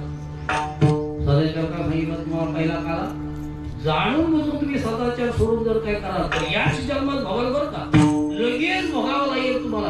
आणि अचानकपणे घडला तर पुढच्या जन्मामध्ये चला मी तुम्हाला काय सांगितलं, आम्ही पाहून काय केलं माहित नाही, आता काय करतो ते समजत नाही, पुढं काय होणार ते माहित नाही. पण हे ज्ञान आमच्या संतांना आहे. पुढं काय होणार आहे मागचंही माहिती आहे, नाथ महाराज रामायण लिहायला बसले पैठणमध्ये. तेव्हा भावार्थ रामायण त्याला म्हणतात. हे भावार्थ रामायण म्हणजे आता आपल्या या चौकडीतलं बरं का. मागचं रामायण वेगळे आहे. आता जे एकूण चौकड्या झाल्या 7 म्हणजे 28 युग झाली. म्हणजे त्याच्यात 7 वेळा प्रभू रामचंद्र जन्माला आला. प्रत्येक जन्माच्या वेळेला रामायण वेगळे वेगळे नीट लक्षात ठेवा. आणि आताचं जे रामायण आहे ते लिहिलेलं कोणी? नाथांनी. नाथांनी रामायण लिहिलं कसं? म्हणजे भूतकाळामध्ये प्रत्यक्ष तिथे कोण होते? नाथ होते. नाथांनी ते पाहिले म्हणून रामायण लिहिलं. तुम्ही लिहायला बघा मागचं काहीतरी जन्मापासूनच आपल्यालाच काही कळत नाही. जन्माला आल्यापासून काय करत होतो. नाथ रामायण लिहितात पण समोर बसलेला हनुमंतराय पाठावर ते ऐकतायत बरं का लिहिताना. आणि प्रसंग आलेले वाटिकेमध्ये अशोकवनामध्ये आईसाहेब सीता बसलेले आणि काही प्रसंग आहे. वा वा काय सुंदर फुलं, सगळी सफेद फुलं होती वाटिकामध्ये. हनुमंत म्हणे थांबले. नाथ महाराज काय लिहिताय तुम्ही? फुलं सफेद नव्हती, लाल होती. हे खोटं लिहू नका. कीर्तनकार काय पण बोलायला लागलं तर तुम्ही थांबायला पाहिजे. महाराज कीर्तन झाल्यावर बोला बरं. कीर्तन करायला महाराज तुम्ही कीर्तनात बोललात पण चुकीचं बोललात. हे बरोबर नाही बोललात. नाही कीर्तनात नका विचारलं तर त्याचा काळचा पारा जायचा खाली. कीर्तनच बोल पडायचं विचारायचं सोन झालं तर बरं. पण बोलायचं महाराज हे जरा बरोबर नाही. महाराज चुकीचं लिहिताय तुम्ही. फुलं लाल होती. नाथ महाराज म्हणतात फुलं सफेदच होती. हनुमंत म्हणतात काय रे अशोक पटामध्ये तू गेला होता का? मी आईसाहेब शोध लावायला. पण हा होत तुम्ही गेले होते. अरे मग मी गेलो होतो तर फुलं मी सांगणार का तू सांगणार? नाही म्हणजे तुमचं बरोबर आहे पण फुलं सफेदच होती. दोघांचा वाद आईसाहेबांच्याकडे गेला. आईसाहेब सीतेला म्हणले बघा फुलं सफेद होती हे म्हणतात, मी म्हणतोय लाल होती. तुमचं काय म्हणे? आई म्हणतात दोघांचं एक चूक आहे. फुलं निळ होती, निळी होती. आता तिघांचा वाद रामाकडे गेला. प्रभू रामचंद्र म्हणतात तिघांचंही म्हणणं बरोबर आहे. हे तिघांचंही म्हणणं कसं काय बरोबर आहे? अशक्य गोष्ट आहे. आणि म्हणजे बरोबर आहे. ऐका ना हनुमंतराय तुम्ही जेव्हा वाटिकेमध्ये गेला त्यावेळेस त्या आईसाहेब सीतेची ती अवस्था तुम्ही पाहिलीत. क्रोधायमान झाला. डोळ्यामध्ये लाली चढलेली होती. तुम्ही एका शब्दात बोलले तुम्ही बोला आईसाहेब फक्त एका बुक्कीत त्या रामाला मारतो, माझ्या खांद्यावर बसा घेऊन जातो प्रभूपर्यंत. आई बोलले हे काम तुझं नाही. तेव्हा तू शांत हो. प्रभू रामचंद्र येतील मला घेऊन जातील. तेव्हा तुम्ही एकदम क्रोधायमान झाल्यामुळे सगळी फुलं तुम्हाला लाल दिसत होती. क्रोध तुमच्यामध्ये निर्माण झाला होता. याला सफेद का? तू वारकरी आमचे सगळे सफेद आहेत बघा. आमचे महाराज सफेद आहे, मी सफेद आहे, वारकरी सफेद, तुम्ही सगळे सफेद. तुम्ही पण सफेद बनू नका नाही तर तुम्ही सफेद म्हणा आमच्या सारख्या ना बरं का. सफेद म्हणजे सज्जनांचं हे क्रोध आहे. तुम्ही अतिशय सज्जन आहात त्याच्यामुळे तुम्हाला सगळं कसं दिसतंय? चांगलंच दिसतं आपल्याला. आपली वृत्ती डोळ्याची चांगली पाहिजे. सज्जनांची वृत्ती त्याच्यामध्ये भेद नसतो. समशत्रूचे मित्रेचे तथा मानापमान शीतोष्ण सुख दुःखेषु समसंग विवर्जिता. असं सज्जनांचा असल्यामुळे त्याला सगळे सफेदच फुलं दिसली म्हणून सफेद फुलं होती. आणि आईसाहेब तुम्हाला दिली. राम म्हणतात हिच्या डोळ्यामध्ये मी एकटाच आहे, दुसरा कोणच नाही. हे असं पाहिजे. आपल्या डोळ्यामध्ये काय पाहिजे? हे देव पाहिजे, विठ्ठल पाहिजे. तोंडामध्ये विठ्ठल पाहिजे. बोलावा विठ्ठल, पाहावा विठ्ठल, करावा विठ्ठल. मग आपल्या डोळ्यात कोण होईल सांगा? म्हणून आपल्या डोळ्यात भलता थोडंच आहे काय विचारू नका. आमचे आबा म्हणायचे, आबा म्हणजे वक्ते आबा. वक्ते आबा म्हणायचे अशी दिंडी निघाली. सप्ताह झाला की दिंडी निघते. दिंडीमध्ये वाजवणं फार सुंदर असतं. आणि नेमका त्यांनी घेतला देवीचा अभंग अनादि निर्गुण. त्याच्यामध्ये एक बाई आमची होती. बायाच्या अंगामध्ये देव येते बरं का. त्याच्या अंगात काही येत नाही. त्यांच्या देव पण येत नाही, देवी पण येत नाही. हे सगळं इकडं काम आहे सगळे. आता ते अनादि निर्गुण म्हटलं तर तिच्या अंगामध्ये जी देवी आली ती लागली घुमायला. महाराज भजन करी म्हणतात अहो काय झालं, किती वेळ झाला इथं भजन आहे, पुढं काय जात नाही. अरे म्हटले येड्या त्या रागेची बायको ना तिच्या अंगामध्ये देव्या. त्याला पकडा नाही ना तिथं. त्याला तिथं ती नवऱ्याला मिळतात आणखीनच घुमायला लागली. काय घुमता घुमता एक तर ती नटलेली होती, दागिने अंगावर, कपडे सुंदर घातलेले, नाकातली नथ जी उडाली ती पडली खाली. हे बघितलं आपली नथ खाली पडली. आता काय खरं दिसत नाही. बाईने नथीवर पाय दिला तिथंच उभा लागला देवकी नथ. नवरा म्हणतो ही पुढं काय जात नाही, काय करावं? अरे बघ ना तुझ्या बायकोला पुढं जाई नाही, इथं जाणार नाही. दिंडी जायची कधी कीर्तन व्हायचं कधी, काल व्हायचं कधी. तो तिथं गेला, तिने आरती घेतली, माझी आहे बायकोला होती माझी आहे. काय झालं सांग. ती म्हणायला लागली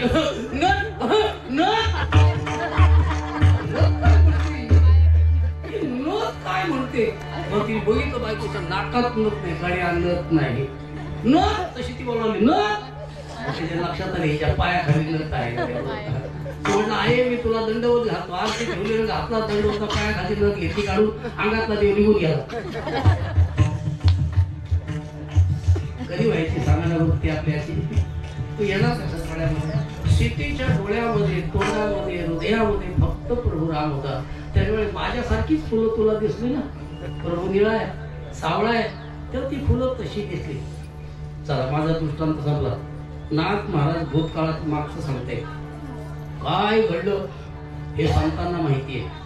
आता काय करतोय, आता काय करतो आम्ही भाग्यवंत महाराज म्हणतात. आम्ही शरणागती पत्करी. आता जे काय करतो तो देवे हे सांगणे बरं का सांगतो. वेळ आपल्याला कळतच नाही ना. देवे दिला देह बाधिक म्हणजे वर्तमानात सुद्धा आपल्याला कळत नाही, पण ते सांगते. अरे येड्या तुला काही कळतं की नाही. अरे देवाचं नाव घेत नाही. तू कोणत्या जातीतला आहेस रे मला सांग. काय आता शेवटी रागावून पण बोलतात. म्हणजे वर्तमान काळातलं आपल्याला कळत नाही आणि भविष्यातलं सुद्धा कळत नाही. काय भविष्यातलं कळते. विचारा नाथ महाराज विचारा, तुकोबा विचारा, कलियुगातली परिस्थिती विचारा, मग सांगतील तुम्हाला ते काय म्हणतात. अरे असं काय करताय तुम्ही, काय काय घडणार आहे, काय काय घडणार आहे काय सांगतात. तो काय काय घडेल ते सांगता येत नाही कलियुगामध्ये. ऐका कलियुगाची असं काय का ऐका कलियुगाची थोरी पुत्र होईल पित्याचा वैरी. भरतारा सोडून घरोघरी फिरतील नारी. ऐका माझा शकून दादा ऐका निर्धारी. 5 वर्षाची नारी भरतार मागेल, 6 वर्षाची नारी गर्वीण राहील. कलियुगातलं भविष्य सांगतायत. कोण सांगताय. संत मंडळी. म्हणजे पुढे काय घडणार आहे कोण सांगतोय. संत सांगतात. मागे काय संत सांगतात. आता काय होणार संत. संतांना हा अनुभव असल्यामुळे मी जन्माला येणार आणि पुढं काला खाणार हे छाती ठोकपणे सांगतात. हे त्याचं वैशिष्ट्य. मग तुम्ही जर म्हणत असाल तर काय गॅरंटी मी परत जन्माला येणार आणि काला खाणार ते म्हणतात गॅरंटी आमची. आम्हाला सगळंच कळतंय म्हणून गॅरंटी आहे. त्याचं कारण काय. मागच्या जन्मामध्ये आम्ही राम अवतारामध्ये त्याच्याबरोबरच होतो. म्हणजे कशाबरोबर ते म्हणतात. अरे काय हो ते वानराच्या हाती लंका घेतली ना. कोणी घेतली. कोणी घेवविली म्हणे तुका. वानर हाती लंका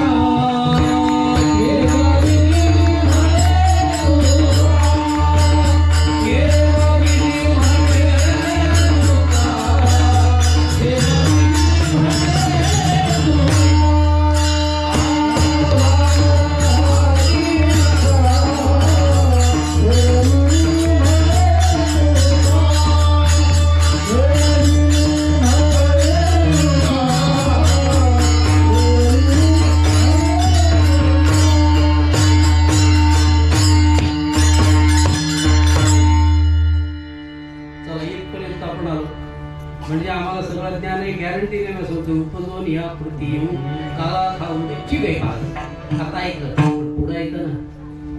पुढं ऐकलं ना. या देहात यायची म्हणजे दुःख किती आहे. मातेची उदर पोरी पचवून या विष्णीच्या आतमध्ये पंखा आहे. आतमध्ये 9 महिने पंखा. मग एसी रूम बेटा आतमध्ये 9 महिने बसून या विष्णीच्या दातारी. काय अवस्था आहे तुझी सांग ना. किती वेळा जन्माला येणार, किती वेळा जन्माला यावे, किती भावे. आमचे शंकराचार्य म्हणतात पुनरुपी जननम पुनरुपी मरणम पुनरुपी जननी हे तुझे आहे होणारे तुया कार्य. भज गोविंदम भज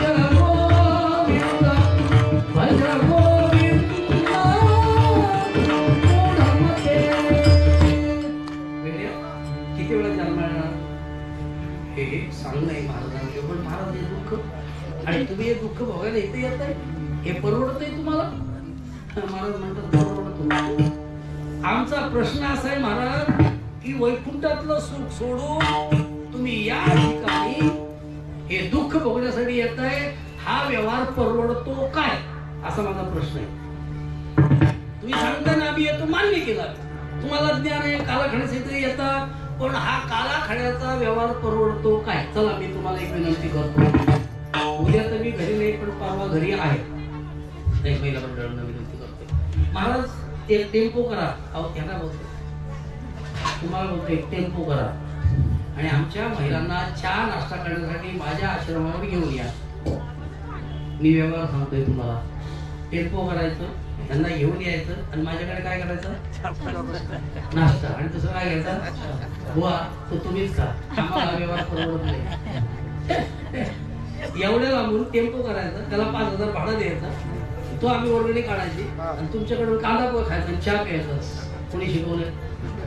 मी तसं नाही हो, मी एक साडी देणार आहे, सुंदर साडी, ती पण सामान्य नाही, आम्ही 2,000ची साडी देणार बरं का. हो असं काय करताय तुम्ही, आणि प्रत्येकीनं बाप म्हणून एक एक नथ देणार माझ्या पोरींना. महाव्यवहार परवडला ते बोलव करा, किती वर्गणी काढायची बोला, 500 काढले व्यवहार परवडला का नाही. तो कारण म्हणून वैकुंठ सोडून इथे याचा व्यवहार परवडतो का तुम्हाला, हा तो परवडतो नाही बघा. तुम्हाला एक आताचा दृष्टांत देतो. बँकेत खातं काढलं ना, लाडकी बहीण, जरा हातवरती करा, लाडक्या बहीण हातवरती करत एवढ्याच लाडक्या बहीण. तुम्हाला खात्यात पैसे नसताना गव्हर्नमेंटने सांगितले असते, हे माझ्या सगळ्या भगिनीनं बँकेत खाता काढत, हे गो तूच काढ. कोणा वेळा इथं सगळं जाऊन तिथं लाईनीला उभं राहायचं. अरे पण 3,000 रुपये मिळेल, मग परवडलं का नाही व्यवहार. अरे दिवस उभं राहू पण काय करू बँकेत खा राहिले काय रुपये दिवसभर का. व्यवहार परवडतोय ना, आता जाऊ द्या, पण पुढं काय होतोय, परवडतोय तसं तुको बरं आहे, तुम्ही वारणा खाली येणार आणि काला खाणार, हा व्यवहार परवडतो का. महाराज म्हणतात हो परवडतो. कसं परवडतो सांगा. महाराज म्हणतात 4 गोष्टी आहेत. दुःखातून दुःख वजा होतं, सुखातून सुख वजा होतं, दुःखातून सुख वजा होतं आणि सुखातून दुःख वजा होतं. असे 4 प्रकार आहेत.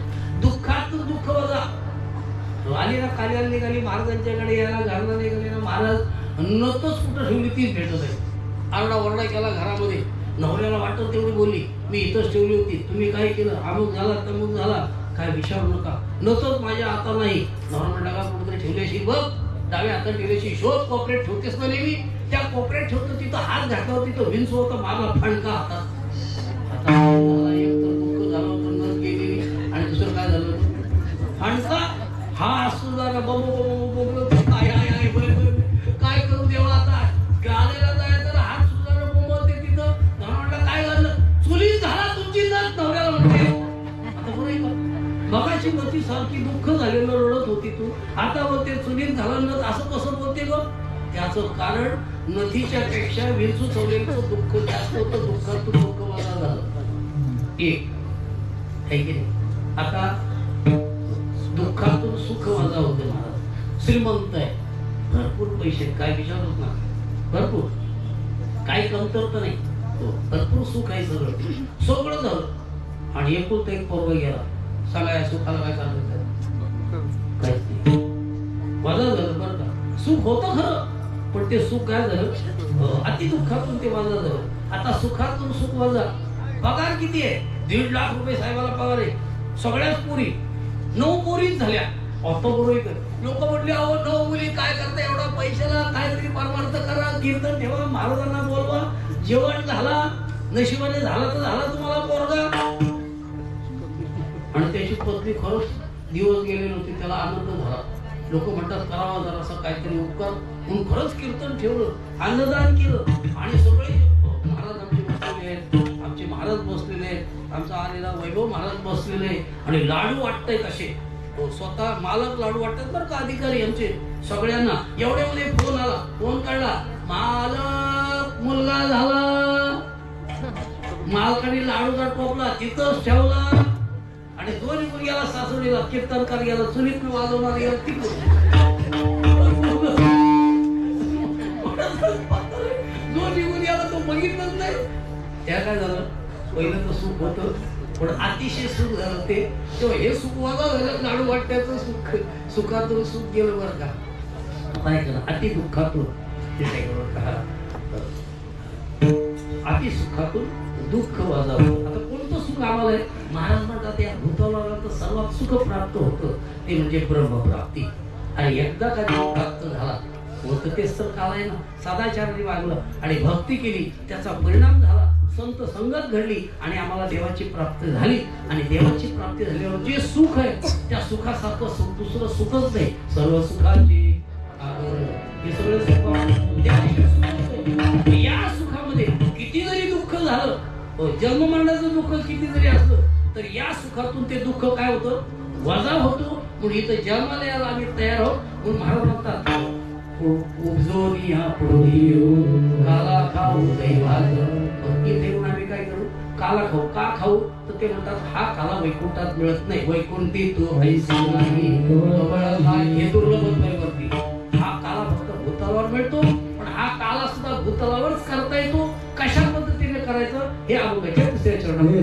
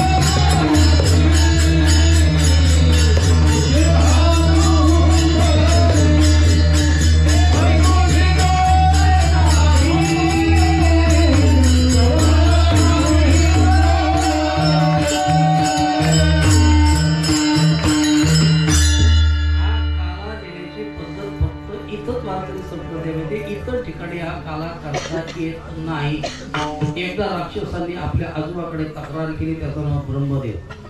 म्हणे आम्ही सुद्धा तुमची सुद्धा सांगा, तुमचं गोत्र सांगा मला. कोणतं गोत्र आहे माहिती नाही तर कश्यप. कोणाला पण विचारा, ज्याला माहिती नाही तो कश्यप सांगतो. आता जर कश्यपाचे सगळे तर आपण येत नाही का, बरोबर आहे. गोत्र जर एकच आपण येतच आहोत ना. मग सगळी उत्पत्ती कश्यप पासूनच आहे. देव कश्यपापासून झाले. तो दिती आदिती सगळ्या देव तुम्हाला बायका माहिती आहेत. 16 भक्त होत्या. सगळ्यांची निर्मिती झालेली आहे. पक्षी त्याच्याकडूनच झाले निर्माण, देव त्याच्याकडूनच झाले, राक्षस त्याच्याकडूनच झाले, मानव त्याच्याकडूनच झाले. आणि तुम्ही आमचे आजोबा का नाही हो, मग तुमच्यामध्ये भेद कशाला पाहिजे. कोण म्हटले, राक्षस म्हटले ब्रह्मदेवाला. म्हटले का तुम्ही देवाच्या बाजूने झोपता माप देता. अरे देव आणि माणसं सदाचारी आहेत, तुम्ही सदाचार बाळगत नाही म्हणून मी त्यांना झोपता माप देतो. हे असं नाही म्हटलं, असं नका करू ना. म्हटले भेदभाव करू नका ना. ठीक आहे ब्रह्मदेव म्हटले हरकत नाही. ब्रह्मदेव म्हटले यांची काय स्थिती आहे ती यांना दाखवली पाहिजे. काय हरकत नाही म्हटले. मी तुम्हाला सगळ्यांना जेवायला बोलवतो. मग जेवायला बोलवले, सगळ्यांना बोलवले. बरं, मानवांना बोलवले, देवाला बोलवले, राक्षसांना बोलवले. या सगळ्यांनी जेवायला माझ्याकडे ब्रह्मदेवाकडे. माणसं म्हटले आम्हाला वरती याचा येत नाही. जेवायला काय घालायचं ते इथंच घाला खावा. ब्रह्मलोकात आलं तर परत आम्ही खाली येणार नाही. कोण डोक्यात टाकतो तू वर जायचा, आपण काय खाली येणार का? राक्षस म्हटले आम्ही येतो, त्यांच्यात ताकद आहे. देव येतो म्हटले, गेले ब्रह्मदेवाकडे. ब्रह्मदेव म्हटले जेवण तयार आहे, अगोदर जेवणारा कोण बोला. राक्षस म्हटले हे जर आपण मागून जेवले ना, हे मोठ्या पोटाचे सगळे खाण्यात पटायचे, आपल्याला काही शिल्लक ठेवायचे नाही, आपण पहिलं जेवण करून घेऊ. ते राक्षस सगळे म्हटले आम्ही अगोदर जेवणार. वाईट बोललं काय झालं असं, बरोबर जेवू म्हणून. तुमचं काय मत? महाराज आतमध्ये तुम्ही बाहेर, बरोबर जेवू म्हटलं तर काय वाईट होईल? नाही म्हटले आम्ही अगोदर जेवणार. ठीक आहे बसा. बसले आणि मग बरोबर हे बघा पंगत वाढतोय मी, पण माझी इथली पद्धत वेगळी आहे. जेवायला बसल्यावर तुमचे हात काठीने बांधले येतील आणि पदार्थ उचलून तुम्ही जेवायचं, हात वाकडा होणार नाही. कसं जेवायचं तुम्ही ठरवा. लागले एकामेकाला शिवाय तुम्ही आगापणा करायला सांगितलं होते. तू कशाला बोलला अगोदर जेवतो म्हणून? थोडला मूर्खा तूच बोललास ना, तो गणपती बाप्पा जाम खातो म्हणून अगोदर जेवण करून घेऊ. त्यांच्या भानगडी सुरू झाल्या एकामेका. या पक्षात त्या भानगडी समजतात तर तुम्हाला तुला पण म्हणजे जेव्हा आता कशी जेवता येते बांधल्या काठेने. एकाने गुरु जेवतो वरती न्याला, तो नाकातच गेला, ठसक्याला दुसरे चार वरती गेला, बुद्धा ठेवून. त्यांच्या भानगडी सुरू झाल्या. 5 मिनिटं झाली, जेवणाचा धुडकूस झाला, बेल वाजवली, संपलं. राक्षस सुटले, म्हटले आता कशी जेवतो बघतो. ते सगळे देव म्हटले काय आपण कसं जेवायचं म्हणजे आपल्याला कळणार नाही. आपल्याला सगळ्याला बुद्धी देणारा एक देव आहे, त्याचा गणपती बाप्पा. त्याला सांगा आपण कसं जेवतो, तो ठरले. आहेत ना सगळ्या देवाचा गणपती बाप्पा बोला कसं बसव म्हणजे काय 2 जागेत बसा. बसले. मध्ये अंतर फक्त हाताचं ठेवायचं, एवढंच अंतर ठेवायचं. म्हणजे ठेवलं काय हरकत नाही. आता वाढा म्हणजे पंक्ती वाढल्या आणि म्हणजे एका एकाने गडी पकडा. कोणी पकडा काय नाही म्हटलं महाराज माझ्या जोडी, तुम्ही माझ्या जोडीला. आम्ही एकामेकाची पंगत पकडली. म्हणजे भगवान शंकरा तुमचा जोडीदार विष्णू, माझा सडन. प्रत्येक देवाने आपापल्या गडी पकडा. चला त्याच्या ताटात उचलायचं, त्याच्या मुखात घालायचं. एकामेकाला जेवायला घालायचं. करा सुरुवात लवकर. 3 मिनिटांमध्ये जेवण मोकळे झाले. ते हे म्हटलं अरे आम्ही पण असं केलं असतं ना. मूर्खानं तुम्हाला दुसऱ्याला खायला घाला माहितीच नाही. आमचं पण खायचं. याला म्हणतात काला. एकमेका देवमुखी आणि मग स्वयंपाकाला सुके घालू गोबरी असा काला आम्ही कुठं करू. हे महाराज आपण शेवट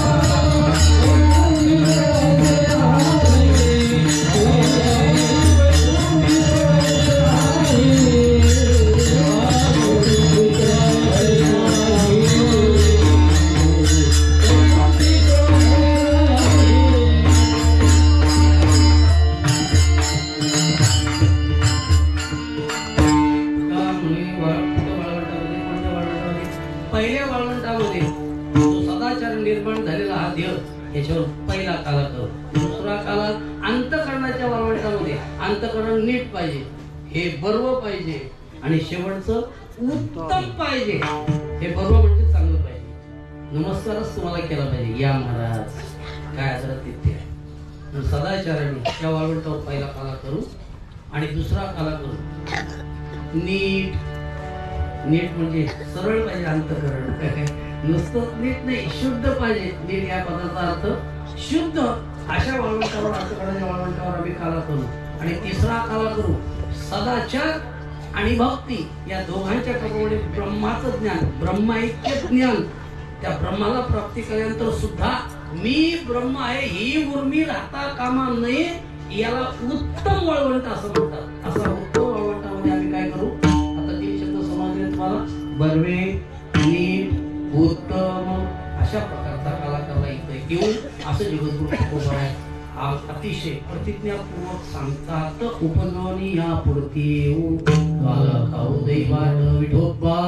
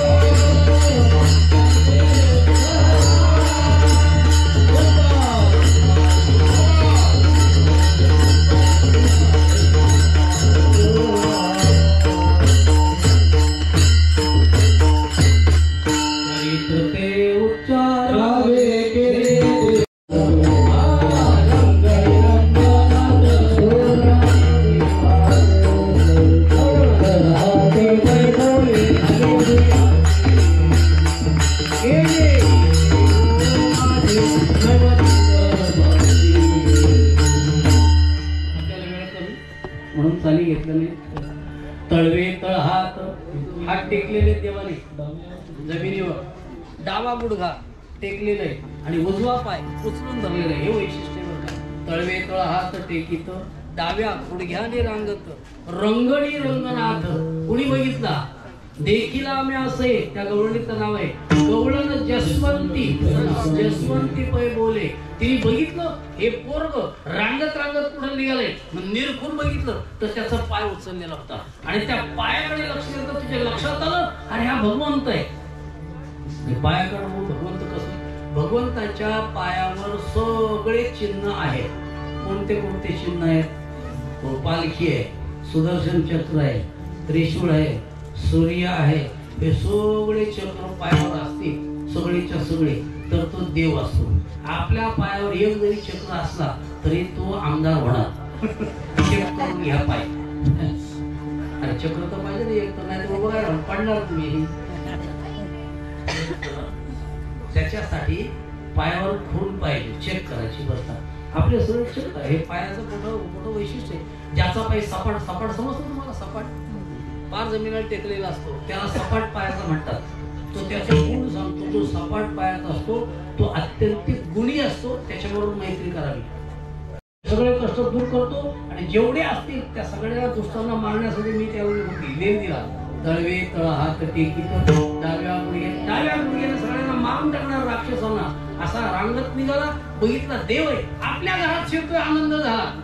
आपल्या घरात देव आल्यानंतर आनंद नाही म्हणा. आपल्या घरी येणार कधी ते सांगा ना. तुझ्या घरामध्ये शिरला तो. आपल्या घरात कधी यायचा. अरे बोलवतच नाही तुम्ही तर येईल कुठला. तुम्ही सांगा चहा प्यायला कधी बोलवलं माऊली. देवाला चहा प्यायला बोलवलं तुम्ही कधी. काय बोलवलं. बोलवायचं देवा आज जेवायला आणि आलाच कोणाच्या वेशात हो पुढं इथं झाला का बोलला आपल्याला ओळखता येतो नाही देव आहे तो कोणत्या वेशाला तर काय करायचं पण तिने बघितलं हा देव आहे आज शिरला त्याच्या पाठपाठ गेली आता हिने डायरेक्ट हात घातला आतमध्ये कोणी कृष्णाने डेऱ्यामध्ये हे रांगणारा पोरतो डेऱ्यात हात घालतोय लोणी काढला पूर्वीच्या गवळणी पहाटे 3 वाजता उठायच्या आता गवळणी सूर्य उगवल्यावर 8 वाजता उठतात सगळ्या सूर्यवंशी समजला सूर्य उगवल्यावर उठवणाऱ्या त्याचा परिणाम असा आहे जर सूर्य उगवल्यावर तुम्ही उठत असाल आणि काम करत नसाल सगळी काम जर बंद केली आणि यंत्राने काम करत असाल तर तुमचे गुडघे दुखणार कंबर दुखणार नीट लक्षात ठेवा तुम्हाला बीपीचा त्रास असणार तुम्हाला शुगर असणार लवकर उठणं काम करा आता काम बंद झाली कोणती ती गवळण अशी घुसळण करायची आहे की नाही व्यायाम डेऱ्यामध्ये हा व्यायाम आहे दुसरा व्यायाम काय होता कपडे धुवायचा आहे की नाही व्यायाम हा व्यायाम आहे कपडे धुण्याचा वाटण वाटायचं आहे की नाही आता व्यायाम बंद केला तू व्यायाम कर ते वाटण वाट हे कपडे धु मजबूत तब्येत राहणार चांगली राहणार मुलीला डॉक्टर कडे प्रसूतीसाठी जावं लागणार नाही महिलांनी सगळी कामं बंद केली तुम्हाला प्रसूती हॉस्पिटल मध्येच करायला लागत माझ्या म्हाताऱ्याला विचारा पोरं किती झाली तिला कोणत्या हॉस्पिटलला गेली माहितीच नाही हॉस्पिटल का काम करत होती किती असं काय करताय या शेतामध्ये कसली कामं केलेली आहेत सामान्य कामं केलीत काय डॉक्टर माहित नाही का काम बंद झालं पूर्वीच्या वेळी कामं करायची तो असा लोणी काढून ठेवलेलं होतं झाकून ठेवलेलं होतं हात घातला हे पकडला त्याला प्रश्न हे काय करतो लोणी करतो म्हटला हो तू कोण बोलणार बघा तिला कसा बोलतो आता हा त्या लोणीने बोलतो तू कोण बोलणार म्हणजे कोण बोलणार म्हणजे हे घर माझं आहे आणि हे लोणी माझं आहे हा डेरा माझं आहे हे दही ताक माझं आहे म्हणजे हे घर तुझं नाही हे घर माझं आहे कोण बोलतोय भगवंत चला दृष्टांत संपला सांगा या घरामध्ये देव आलेले मी एक घर सांगतोय तुम्हाला बोला कोणाचं घर आहे लवकर बोला हे घर कोणाचं आहे तुमचं आहे तुमचं जर असेल तर एक दांडू घेऊन उभे राहा आणि जेव्हा यम येईल ना तेव्हा ये असं बोला असं बोला अरे हिंमत आहे का तुमची ते तुमचं नाहीये ना तरी बोलते तर देव म्हणतो हे घर माझं आहे आणि माझ्या घरामध्ये मी चोरी करणार तू कोण बोलते या घरामध्ये देवाने यायला पाहिजे या घरामध्ये देवाने चोरलं पाहिजे काय चोरतो देव तुमचं चित्त चोरी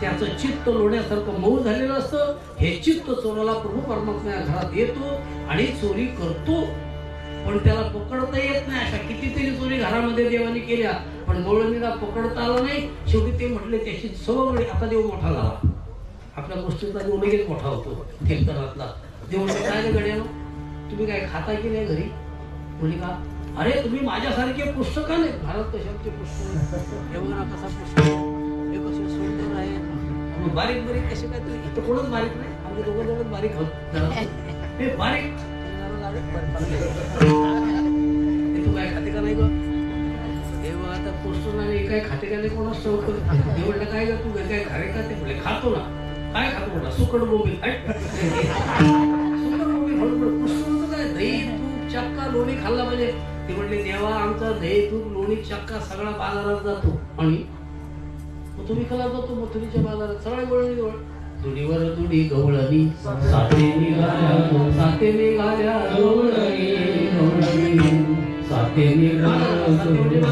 तिथं विकायचं आणि मग त्या पैशातून तिकडनं माल घेऊन यायचा आणि तो आम्ही खायचा आणि तो काय दही दूध विकायचा सुकड बोंबील घेऊन यायचं आणि ते खायचं येणे असलं जमणार नाही रे हे चांगलं माल खाल्ला पाहिजे तेव्हा आम्हाला कोण देतो चांगला माल तेव्हा मी देतो या म्हणते कसे घेऊन जातात बघतो देव मध्ये उभे राहिले येऊ द्या म्हणते सकाळीच निघाले बाजाराला गवळणी इकडे बाजार कधी भरतो बाजार कोरडला पनवेलला कोणता शुक्रवार पनवेल कोणता बाजार असतो? रविवार असतो. आमच्या इकडे शनिवार असतो खोपोलीला. प्रत्येकाचा वार वेगळा. निघाले या गवळणी.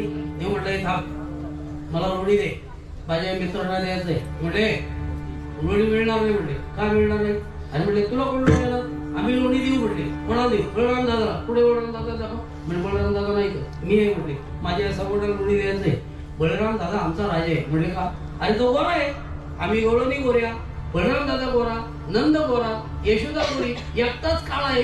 तो म्हणजे गोकुळात एक असतो. तू आमचा नाही. म्हटले कुठला उचलून आणला कोण शोक तुला? नंद राजा आहे. म्हटले काळा. म्हटले नाही मिळणार. म्हटले काय हरकत नाही. म्हटले नको देऊ, बघतो तुझ्याकडे. ती जायला निघाली. याने गोफड उचलली. म्हटले गाड्या सावध राहा, आता जाऊन सगळा माल तुम्ही खायचं हे. हो घेतली गवळ, त्यात दगड भरली आणि असा नेम झाला. कुणी? कृष्णाने. नुसताच नाही असा भीर मारला का नाही. भीर बोल रे बाई ग बाई ग हिरवी झोप बाई ग बाई ग हिरवी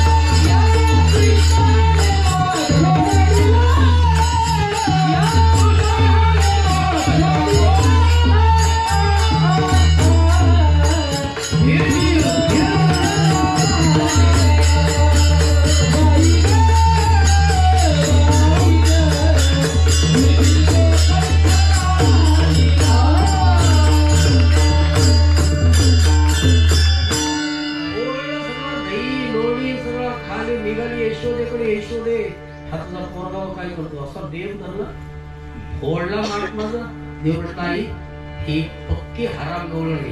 म्हणजे काय करतो हिने सगळा खराब माल घेतला होता डोक्यावर. असा घाण होता आणि ती विकत होती लोकांना. सगळा मावा केमिकलचा. दुधाची बर्फी आहे पनवेलमध्ये, खाऊ नका. पण त्याला पकडतो कोण? कोण पकडतो सांगा? तेल सगळा मिलावट आहे. नाही समजत तुम्हाला? पण त्याची दात कोण घेणार?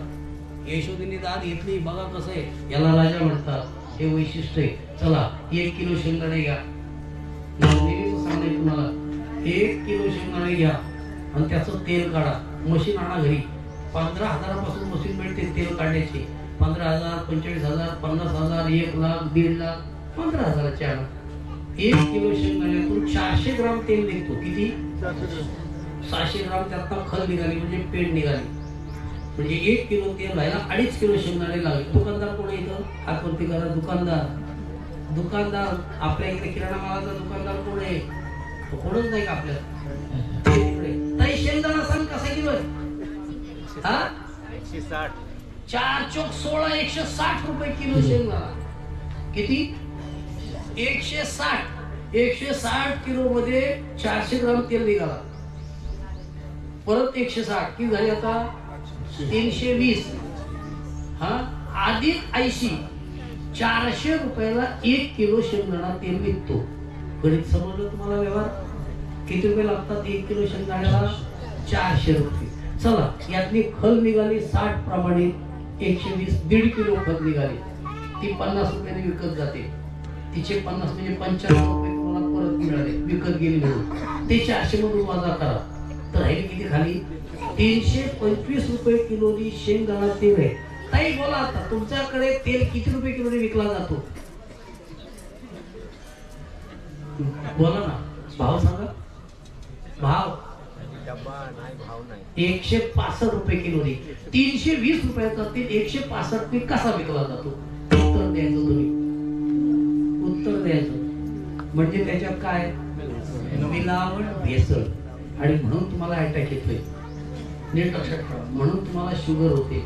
नीट लक्षात ठेवा. म्हणून तुमचे गुडघे दुखतायत. म्हणून तुमची कंबर दुखते. बीपी हाय लो खाली होतोय. तेव्हा हा तेल बाजारातला बघता येईल. तुम्ही माझ्या दुकानाचं वाटवच केलं. मी तुम्हाला त्यातला मार्ग सांगतो. 15,000ची मशीन आणून ठेवा आणि हा चांगला तेल ठेवा बाटलीत भरून आणि एक पाटीलीला भेसळयुक्त तेल निघाल्यास 1 लाखाचं बक्षीस. तेल 400 रुपयाचे तुमच्याकडनं लोक नेतील पण खाली, पण मारायचं कोणाला इथं? हे लोक मारायला निघाले, दात कोण घेत नाही. कोणता अधिकारी दात घेणार बोला? भेसळयुक्त तेल खुल्लम खुल्ला विकतायत. 165 रुपये, 400 रुपयाचं तेल 165 विकतायत. आपला राजा बोलत नाही, अधिकारी बोलत नाही, शासन लक्ष देत नाही. मग बंद करा खायचं. देव म्हणतात ऐक ना, हा खराब माल विकताय काय, ह्याच्यावर कोणी करायची यशोधने असे काढली का नाही गवळणीची? काय गो लाज वाटत नाही? माझा पोरगा बरोबर बोलतोय, चांगला मालन कर्ज ह्याच्या पुढे, नाही तर तुम्हाला शासन केलं जाईल. हे शिकवलं कृष्णादेवर त्या काळात. आजही त्याची गरज आहे. असं शासन पाहिजे की तुम्हाला सर्व स्वस्त देणार, चांगलं देणार, असं राज्य करणार पाहिजे. तुमच्या हाकेला हो देऊन धावणार पाहिजे, नाहीतर काही खरं नाही. नाहीतर मग त्या देशमुखासारखं व्हायचं, सरपंच सारखं. बघितलं दीडचं काय झालं ते, त्याला वाली लागतं. शासन पाठीमागे खंबरपणे उभा राहिलं. हो, त्याने तक्रार केली तर त्याला मारूनच टाकलं. म्हणजे कोण वाली आहे?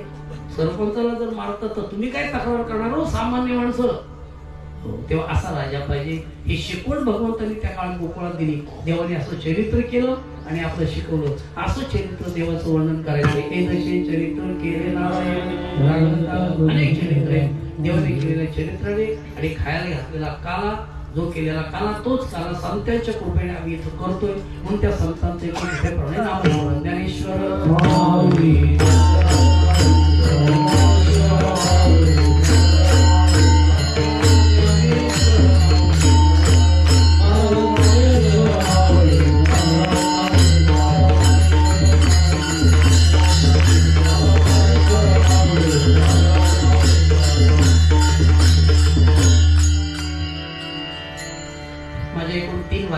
त्यापैकी आषाढी वारी, माऊलीच्या पाठीमाग 48 नंबर, कार्तिक वारी आणि आता त्र्यंबकेश्वर वारी. ती आमची 11 तारखेला निघते पेणवरून, त्र्यंबकेश्वरला पोहोचते आणि 26 तारखेला आम्ही परत येतो.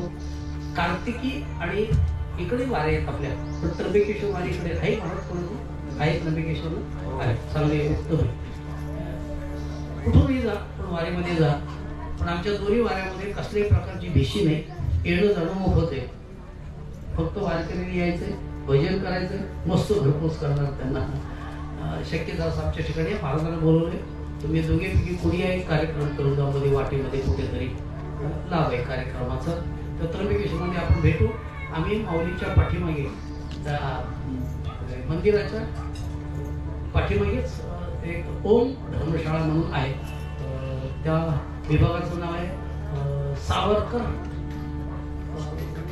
नगर, असं त्याचं नाव. त्याच्यामध्ये ओम धर्मशाळा आहे. सावरकर नगर ओम धर्मशाळा पंच आखाड्याच्या पुढच्या बाजूलाच आहे. तरी आलात तर सहजपणे जवळच, बाजाराच्या जवळच, अगदी पाठीमागच्या बाजूला आहोत आम्ही. आलात तर शक्य तिथे येऊ शकता. ॲडमिन माझ्याकडे आहे, पत्ता म्हणून घ्या. झालेली सेवा तुमच्या चरणी समर्पित. करविली तैसी केली कटकट वापरली तशा बदल झालेली सेवा तुमच्या चरणी समर्पित करतो. भरपूर वेळ महाराजांनी एवढा वेळ कीर्तन करण्याची मला सवय नाही. म्हटलं महाराज एक वाजवा, पाऊण वाजवला, आता एक मी मलाही वाजवत नाही. आरती पर्यंत एक फोन जाईल. विठ्ठल जय जय